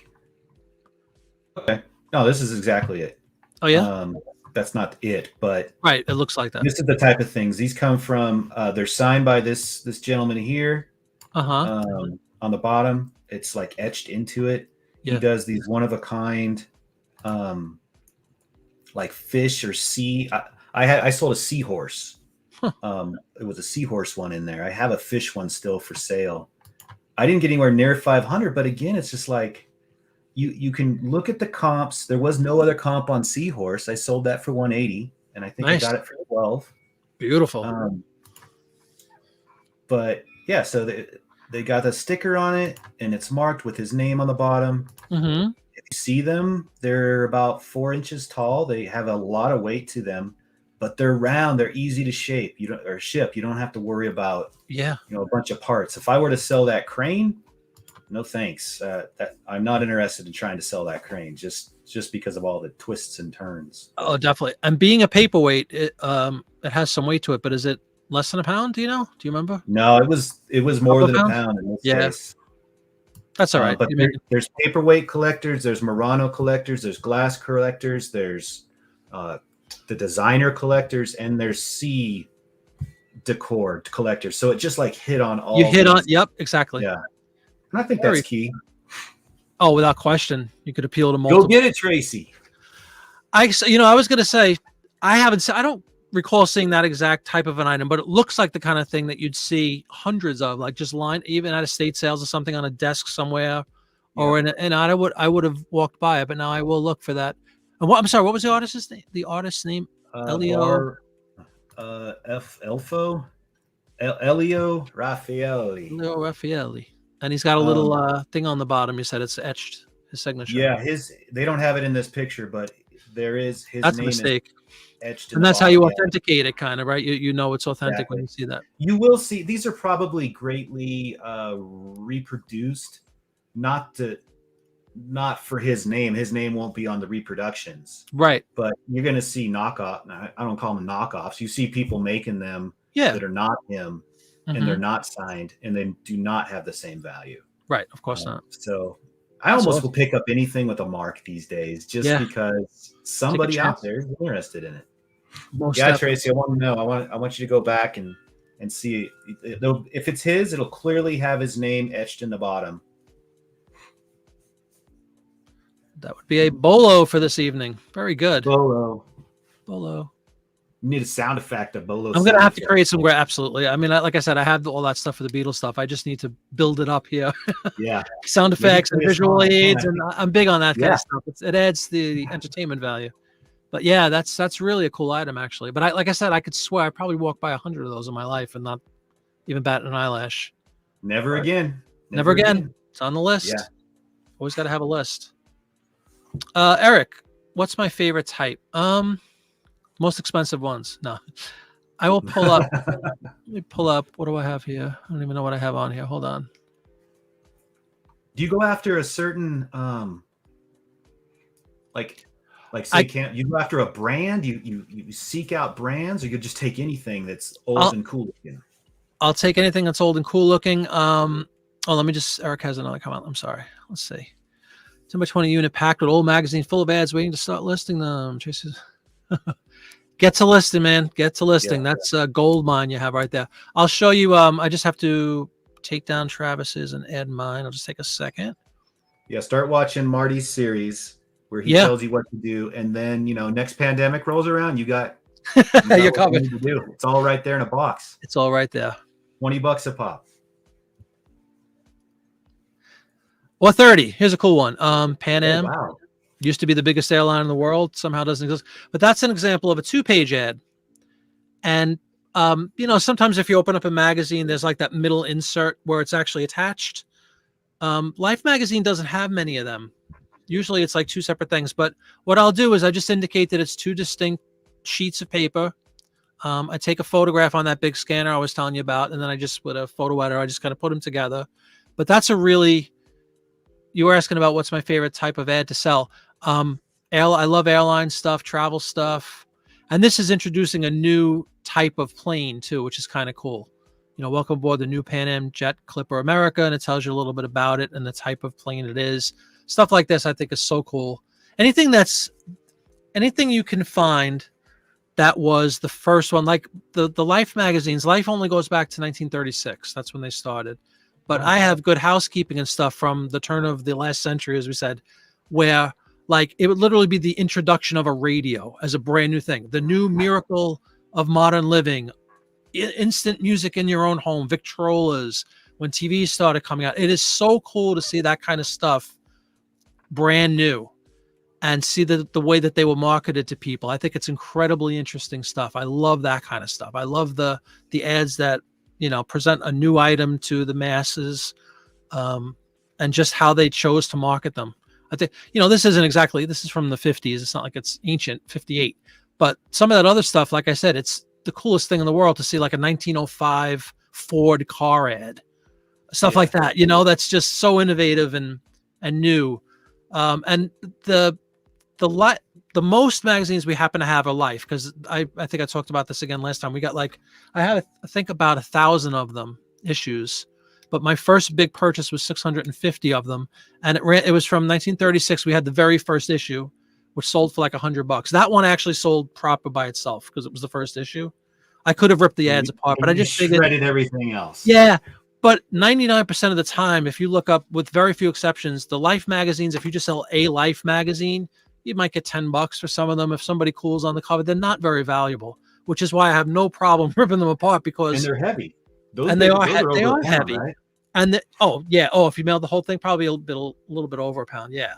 But like I said, in the videos series that I'm doing, the one sheet, like in this instance, I get $30 for 2 sheets of paper from a magazine that has 300 pages. And it's amazing also the different time frames you deal with. The 30s, of course, was the Great Depression. So like when Life magazine first started, from like 36 to 1941, when we entered World War II, this kind of sparse with ads. There aren't a lot of ads. A lot of them are black and white because it was much cheaper to print in black and white than color. A color ad was a luxury. If a company had, like Coca-Cola had a full page ad in a magazine, that was a lot of money back then to do that kind of advertising in the Depression. And then it's amazing how all of a sudden when World War II starts, and again, it's in the video, but anything World War II related pretty much is an instant sale for us, despite the product. The product is almost secondary. It's something, if it has a soldier on it, I'll bring up one of those too. But that's an ad I really like. This one that I pulled up. I've never seen a 2-page ad. Oh, there's lots of them. Yeah, and you see the cool. premium, you know, I put $30 on this one.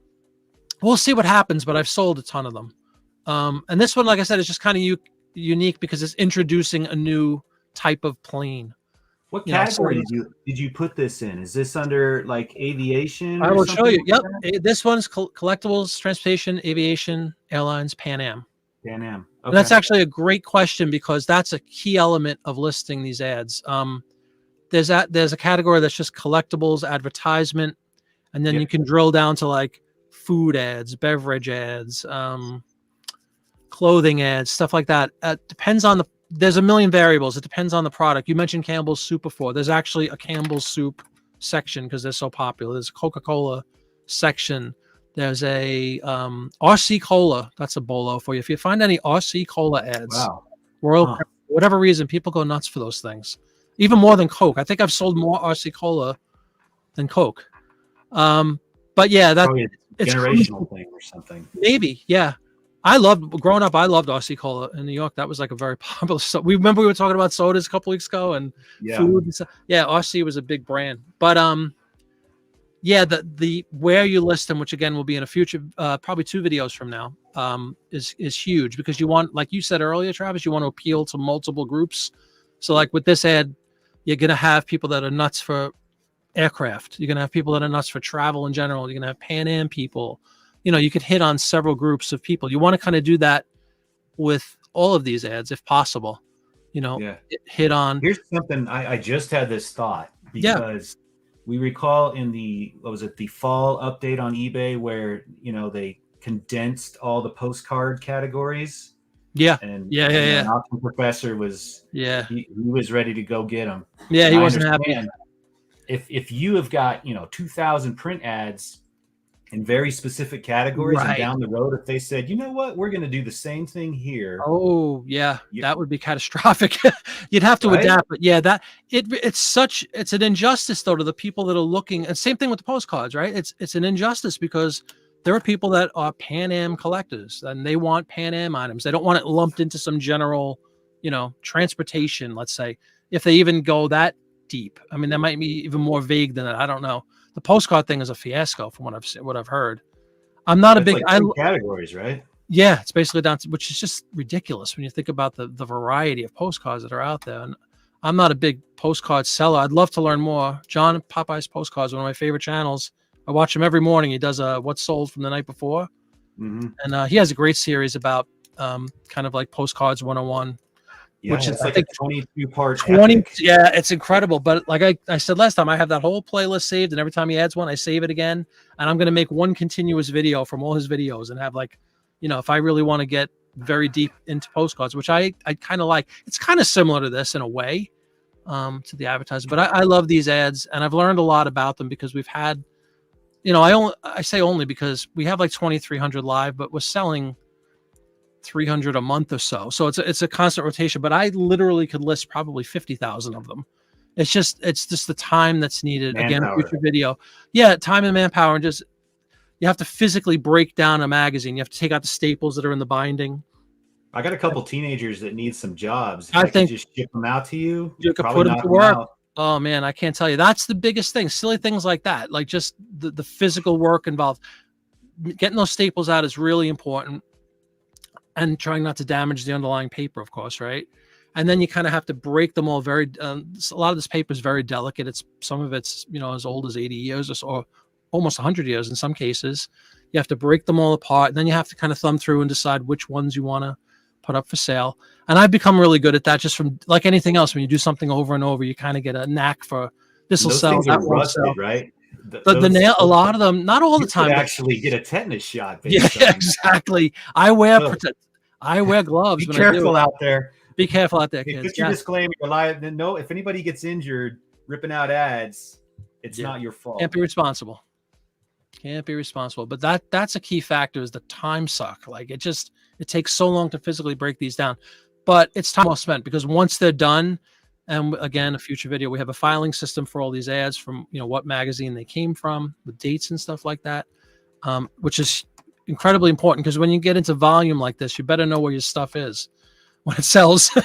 Yeah, it's really important. That doesn't sound fun to be lost and not know where to find it. And again, knock on wood, but I haven't had, early on we had a little bit of trouble with, I never lost one, but I've misplaced a couple earlier on before we kind of honed in on a system that we have now. And it was scary. It really was. Because you don't want to, I genuinely mean this. I don't want to disappoint somebody either, because the people that buy these things, they really are into whatever they're buying. Who would spend $30 on a 2-page magazine? Well, there's a lot of people that would, and they might have been looking for this their whole life. And one of the big reasons I always remember we were talking about the description. I'll scroll down on this one again. No, they probably have never, they didn't know they were looking for it. And that's true too. That's true too. A lot of stuff. I always put this in, and this is extra work. Like, this is a template that I just made for myself. So 90% of this I don't have to change, which makes listing very simple for these things. Once all the ads are scanned, this listing piece is pretty simple. I just changed this, basically the month and the year that it's from, as far as this section. But this is really important, because it's easy to just say, it's easier to not say it's from the October 1958. Just say it's a Life magazine ad, which a lot of people do. I like to put this in because you'd be surprised how many people I've come across that look for magazines or ads from the month they were born, or from the month, the month and year they were born, or from the year they got married, or for whatever, symbolic. Yeah, so an extra 20 seconds of effort absolutely opens up yet one more demographic. Absolutely. That might buy this. Absolutely. And typically, like if I look up, I could do this if I want to, but the October 58, this isn't the only ad. I have there's probably 20 of them from that issue that I have all together. So like you just said, if that is the case where somebody just wants to find March of 58, that's when I was born, and I want everything I can find from March of 58. Well, guess what? I have 25 of these for you, buddy. You know, and that's something I owe. Again, I'm jumping the gun a little bit, but these are all just tips in general. Feel free to use them or ignore them, but it works out well for me. I will reach out proactively and thank just about every buyer I get. I'll always send a message. Thanks so much for your purchase. And then I have a video on this too. I'll follow up with something like, hey, do you collect vintage airline material? Are you a big fan of Boeing? Are you a big fan of Pan Am? If you are, I just want to let you know, why don't you take a look at our store? Here's an invite. I give them a link to the store and I'll hone in. I'll like just select airline ads. Let's say that'll be the link. I'll say, feel free to take a look. I have another, I just looked, it looks like I have another 50 Pan Am ads. If you're interested, let me know. We have free shipping if you buy 2 or more. And I can't tell you how many times I've gotten multiple purchases just by that one little tactic and reaching out. Yeah. And it's not going to work every time, but and sometimes I'll get a response. Thanks a lot. I was just looking for one for my grandfather or whatever. But it's worth, again, you talk about time, to take another 30 seconds and compose a quick little message to a buyer like that. It keeps them engaged. It makes them think that you care, which I do, that it's not just a one and done scenario. So they work out. They get that when they receive the item, it's all packed nicely. Yeah, absolutely. That's half of it, man. If I'd have packed that Black Prince in a garbage bag and a used Walmart box, right? And, newspaper around it, they're going to open it and they're like, this is not nearly as cool. No, you'll never see them again. Depicted. But if you wrap that baby up like a mummy and you've got, it's packed well, double boxed, whatever it might be, and they open it up and it just looks like it was professionally, taken care of, it's going to have more value again. And then they're going to be pleased with their purchase, which reduces the likelihood of them, having buyer's remorse or something. Exactly. And you're likely to get positive feedback, packed so well, stuff like that. I mean, I have no problem. While we're doing screen sharing, hold on. I want to know, Tracy, was this a online auction or was it like sitting on a table? Yeah, I'm sorry. I'm just getting to your message, Tracy, because we were in the middle of chatting about these ads, but that stinks. You missed out on 800 of them. I can't begin to tell anybody who hasn't dabbled in this yet that the amount of money that could be made. Again, it's not easy. There's a lot of work and a lot of organization to it. But anything else that's worth it. Potential death if you get potential tetanus. As long as you get your tetanus shot and wear protective coverings on your hands. Wear a mask. Wear a mask. No masks. Facebook Marketplace. Tracy, that's what we got out. I got 650. The one I keep telling you about was out in Pittsburgh. It was a young couple. They had, I think the guy was a baseball card collector and he bought some obscene amount of baseball cards and they threw in this big collection of Life magazines. That's what the guy told us. And he had no idea what they were, didn't want them. They were taking up valuable space to him that he could have filled with baseball cards. And we drove out there like a 5-hour ride. It's kind of like Popeye. If anybody saw that great video we keep talking about, he flew out. That's a big commitment right there. We have a Jeep. We literally, it was one of my daughters, my wife and I, we drove out there 5 hours. We were literally there for like 20 minutes. We drove 5 hours, 20 minutes. The guy, it was a young, I say kid, he was probably like 25 or so, strong young guy, right? Yeah, helped us. Yeah. They were all boxed up nice. They were all in pretty good, again, we'll talk about it in the video, but condition is crucial because if there's any water damage, every ad will have a stain on it. It's pretty useless. So I kind of thumbed through, I don't know, a box or two, and they all looked really good. So we took a chance to an extent because that could have been the only ones. The rest could have been garbage. But yeah, you're not going to look through 600. You're not going to look at 600 ads. It's just kind of like just thumb through a high level view. Okay, they look good. Loaded them in the Jeep. Literally, I think we went to I can't remember. We went to a restaurant. We had some dinner and we drove back home. So Did you have to leave your daughter behind, or was there? No, she stayed. No. She came. It was, but it was actually a lot of fun. It was adventurous. It was the first thing we ever did like that, where we got into this volume game that everybody talks about, how you have to have volume with certain items. And that was our one big play in that. And it worked out fantastic. Like I said, we still have a bunch, but I'm trying to think how many I've actually listed because, like I said, we're probably selling 250 to 300 ads a month. And this trip was almost 2 years ago now. So do the math. Okay, I've listed a ton. I've listed a bunch. You like doing it. You have good presentation. You've got the logistics down for the shipping of it. Yeah. You've got 800 or whatever, 2,000 of them just sitting there still to be listed, or 50,000. Probably. How many seriously. can you knowing how to do it, not wondering, you probably don't have to look anything up anymore. You pick your price, how many could you do at a time when you set down, or is it just feel super tedious when it's that amount? Yeah, there's an element of that, of the tedious part of it, but I do enjoy it. Like, I don't mind. The most risky part is the staples, and I wheeled my wife into doing that because she's better at it than me, so she likes to do that part. So we kind of have a team to that end. She'll grab a stack of 20 or something and just take all the staples out for me, and maybe even like separate the paper in the middle, and then just hand them back to me, which is a great help. So like, whereas I was doing everything initially, now she's doing that part, giving them to me, and then I'll thumb through the physical pieces of paper and say, this is for sale, this is for sale, this is for sale. Shoot, this one is ripped. We also have, I want to show you one other piece of equipment. Just one second. I was wondering who Walt 80s sport illustrated mags were. Thought it was like a Walt Disney partnership, but I see it was early 80s.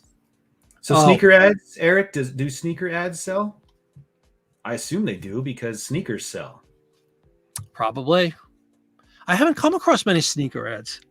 Well, that's because you're not buying 80s Sports Illustrated. I'm definitely not. And the ads are all, in fact, it's funny, but you know what we see a lot of? Like Buster Brown shoes, if you remember those, Buster Brown. And again, we talk about time, the Depression era ads, 30s ads. Depression era, speaking of Buster Brown shoes, yeah. Exactly. But oh my goodness, but they were like cherished items. If you had a pair of shoes, my God, you treated them like gold. And you know, the days when people used to get their shoes, we talked about the where's the I was like, is this there's a segue. There's a segue. Right. People would fix their shoes. Yeah. But yeah, I swear to you, there's tons of ads about, and it's funny. There's other ads like cod liver oil, very, very popular. Cod liver oil for a healthy child. And it's hysterical. Popular. So popular, cod liver oil. Love it. This is the one. This is the piece I wanted to show you guys just for a second. When you get and again, this will be in a video. She's getting a lot of a picture of you. This is not the piece. This is not the piece of equipment. Well, this is the most important piece of equipment is right here. Okay. But when you get these ads, you know, I try to very delicately, like I said, split. If you can imagine, like, I don't know, 100 pages, 15 by 12 in a Life magazine, there's a seam down the middle. You take the staples out, but then it's still the individual sheets of paper are still attached in the middle. So you could either like use one of those knives. What are they called? The not serrated knife. The can't think of what it's called. Anyway, it's a Resident Evil chainsaw. You could use one of those chainsaws. What is it called? A carpenter's knife? I can't think of what it's called. The little thing where you can like slit a wire or something like that. You take that and kind of split it down the middle. Some of the ads on the sides will have like a perforation on it, or I'll have like a little bit of wrinkle, stuff like that you want to, for presentation purposes, I try to remove it if I can, as long as it doesn't. You trim it a little bit? Exactly. I trim it. And what I trim it with, and this thing was my prized possession because it took us like 6 months to find this stupid thing. This is a very big. Oh, that is a big one. Yeah. It's a big one. The ones that we saw in like Michael's or Joanne Fabrics and stuff, they were probably like 12 inches maximum. And they could never do the job with the Life magazines because, again, they're 15 inches long. So this thing, worth its weight in gold. You just go in and you can trim off edges like that and stubble. And that's going to be a video. That's video. That's going to be a video, right? Just this, the whole video is going to be. No, I want to see it get done. No, it seriously is. Yeah, that's the next video, which is going to be called like the processing of the ads. Today we learned where we could source them from. So once you have them, this is all part of the what I call processing. I think you should have a video called the cobbling. The cobbling. But yeah, that's maybe I will put some links to some of this equipment because I can't tell you how it's changed the business that we do, because all these things, again, was just trial and error. We're like, my God, how do we? I would just sit there with a scissor and try to cut it off, but ultimately it would never come out right. And then a couple I actually ruined. There's usually a little bit of a margin on either side of these sheets of just plain white paper, so you have a little wiggle room. But I can't remember what it was, but I know I cut into one once and I was so angry and I threw the page. And it's only one sheet of paper, but the point was, I can't do that. I don't want to lose these things. Yeah. So that was a timeless artifact that belonged in a museum. Seriously, this thing has been sitting here for 100 years, and I get it for 2 seconds. You have it for come on! I drove to Pittsburgh just to ruin it. Like, you got to be kidding me. Yeah. Hey, so look that. I'd like to hear more from Eric on these Yeah. He's probably not joking with sneaker ads, like a Jordan ad in a Sports Illustrated. Let me see. Yeah, I bet you're right. Yeah. Sneaker people. Talk about something that's obscenely priced nowadays. That's just crazy. Yeah. Sneaker ads. Should we pull up some sneaker I think so. ads on the old The Worth Point. I'm doing it Worth now. Point? It's one step ahead of you. Let's see. That is probably Excellent question. If I could think of the name of this, it's the same thing. It's what is it called? Not a serrated knife. My goodness. I can't think of what it's called. It's a plastic piece and it has a blade on the edge. I just can't think of the word. But basically, if it has glue, Eric, what you do is you take the magazine and on the binding part, I usually cover it with like a piece of cotton fabric, like a pillowcase or something like that, and just take a blow dryer, hair dryer. And if you go up and down very gently, and you don't go directly on the paper itself because it could actually burn. So the protection from the pillowcase, just use a hair dryer, and eventually the glue will melt, and you'll be able to very delicately break it off. I think I have a video on that already. If I don't, I'll make one.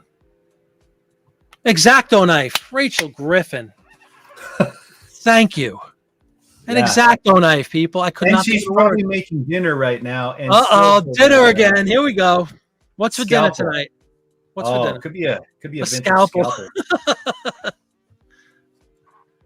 Yeah, so here's an example of an X-Acto knife. An ad I wouldn't even think twice. I would just walk right past it until Eric said this, because this doesn't speak to me because it's glossy, it's new, and yeah, of course I don't like sneakers or anything like that, but right.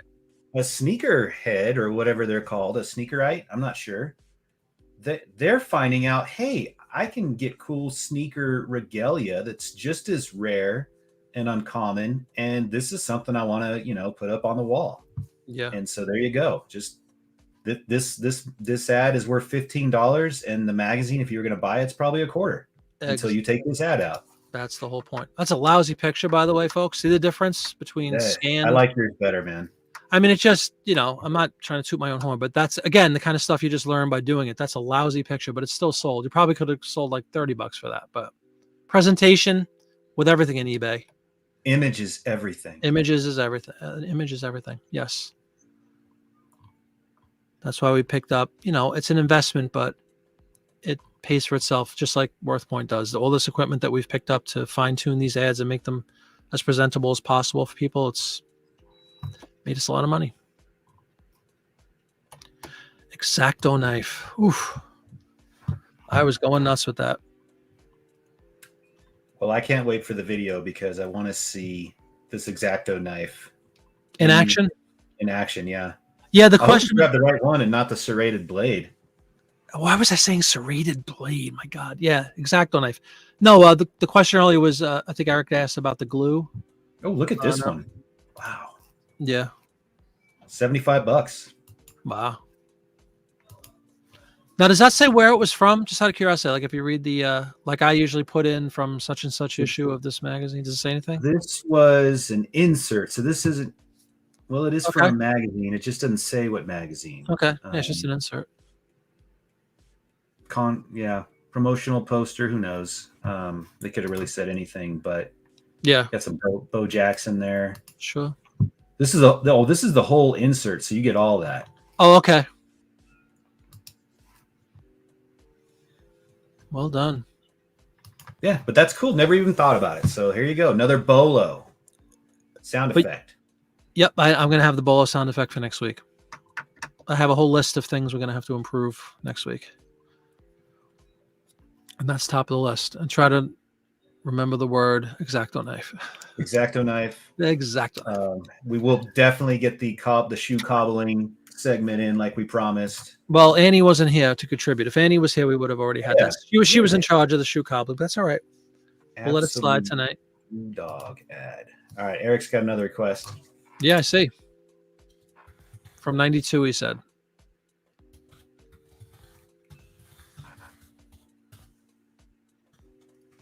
Oh boy.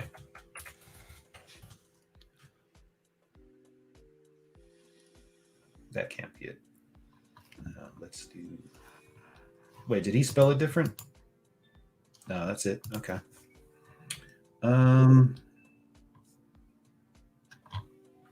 Maybe vodka. Yeah, you would think that would definitely come up. Absolute. There's probably some dude's name. His name is George Absolute, and he loves painting blue dog pictures.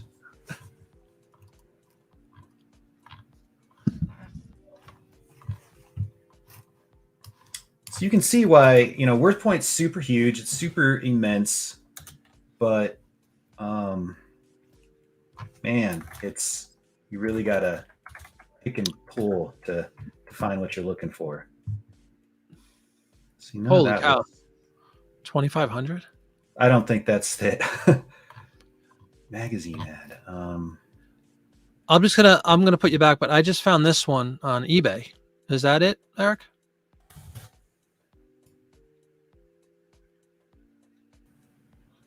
Oh, well, that's what I was pulling up. Oh, you found the painting, which again is one of the great things about Worth Point, right? Yeah, the original painting went for $135,000. Oh my god! But just the ad is 45. That's top dollar for just a regular run of the mill. I had no idea that's what we were seeing here. Yep, that's it. He said, and that's the only one that came up. Here we go. Here's one. Well, that's one signed by the artist. Wow. Oh, 128. How could that be? But that just tells you. I mean, people buy these things because it's real art. It's an ad. No, it's absolutely. an advertisement art. Yeah. And then people are getting these framed and really nice. Oh, that was a question I had for you. And I know we're running low on time because dinner's about ready. But I guess have you ever thought about?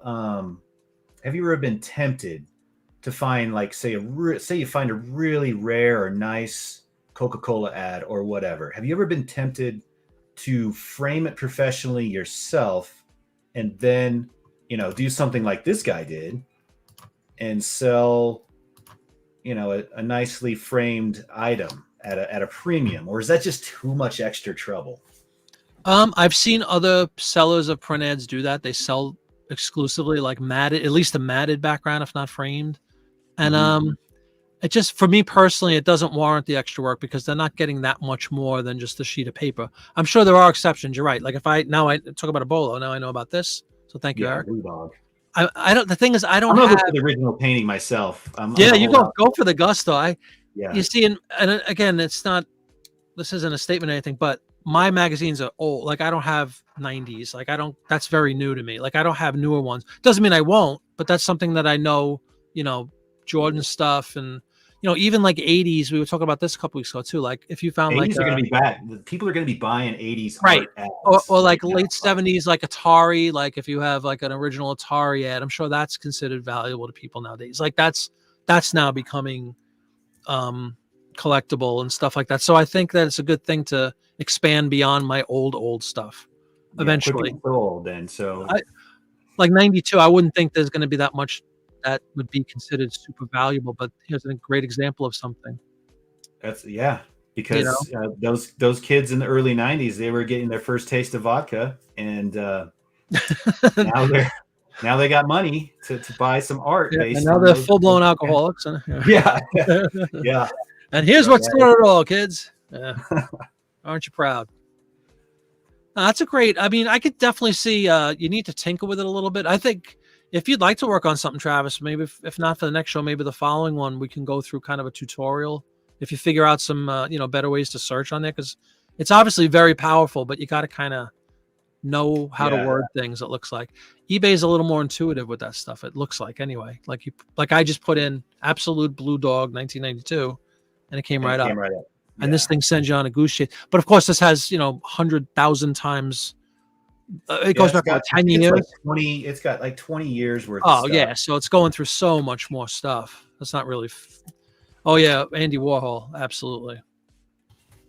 Yep, and if you find an original Andy Warhol, you could probably pay your mortgage off. I'm gonna look for those too. Oh, here we go. Signed Andy Warhol, Campbell Soup ad painting. Is that what they want me to look up? Nah, it's all right. Well, we have hit 9 p.m. here on the East Coast of the United States of America. My eyes are closing. I'm exhausted. It's been a long, long day. And Travis's dinner is on the table and getting cold. So we're going to wrap this one up. I want to thank Travis very much for joining me tonight. I think we got a nice team going here. We're going to keep going with it every Monday night is the plan. I really enjoy this Worth Point segment. I think it's a cool, unique thing that we offer our viewers. So I appreciate you sharing that with everybody, Travis. Yeah. Yeah, it was a lot of fun tonight. Look for the print ad series. We just put up the first volume tonight. Part 1 was listed tonight. And I already recorded up until the 3rd one. So I'll release them probably during this week. You probably see at least 3 of them. And it will probably be about a 5 or 6 video series unless I think of something afterwards, which is one of the great reasons, doing this show brings up you guys' input, gave me a lot of ideas for other videos. So I really appreciate that too. So anything else you want to say tonight, Travis, before we close shop? No, I think gonna go eat, and we're probably gonna throw on your first edition. I appreciate it. Now I'm super intrigued, and now I'm gonna keep my eye out for 90s as well. Cool. Yeah. No, I appreciate that, Eric. Thank you very much, Eric Hughes. Have a great night, everybody, and we will see you next week. Bye-bye.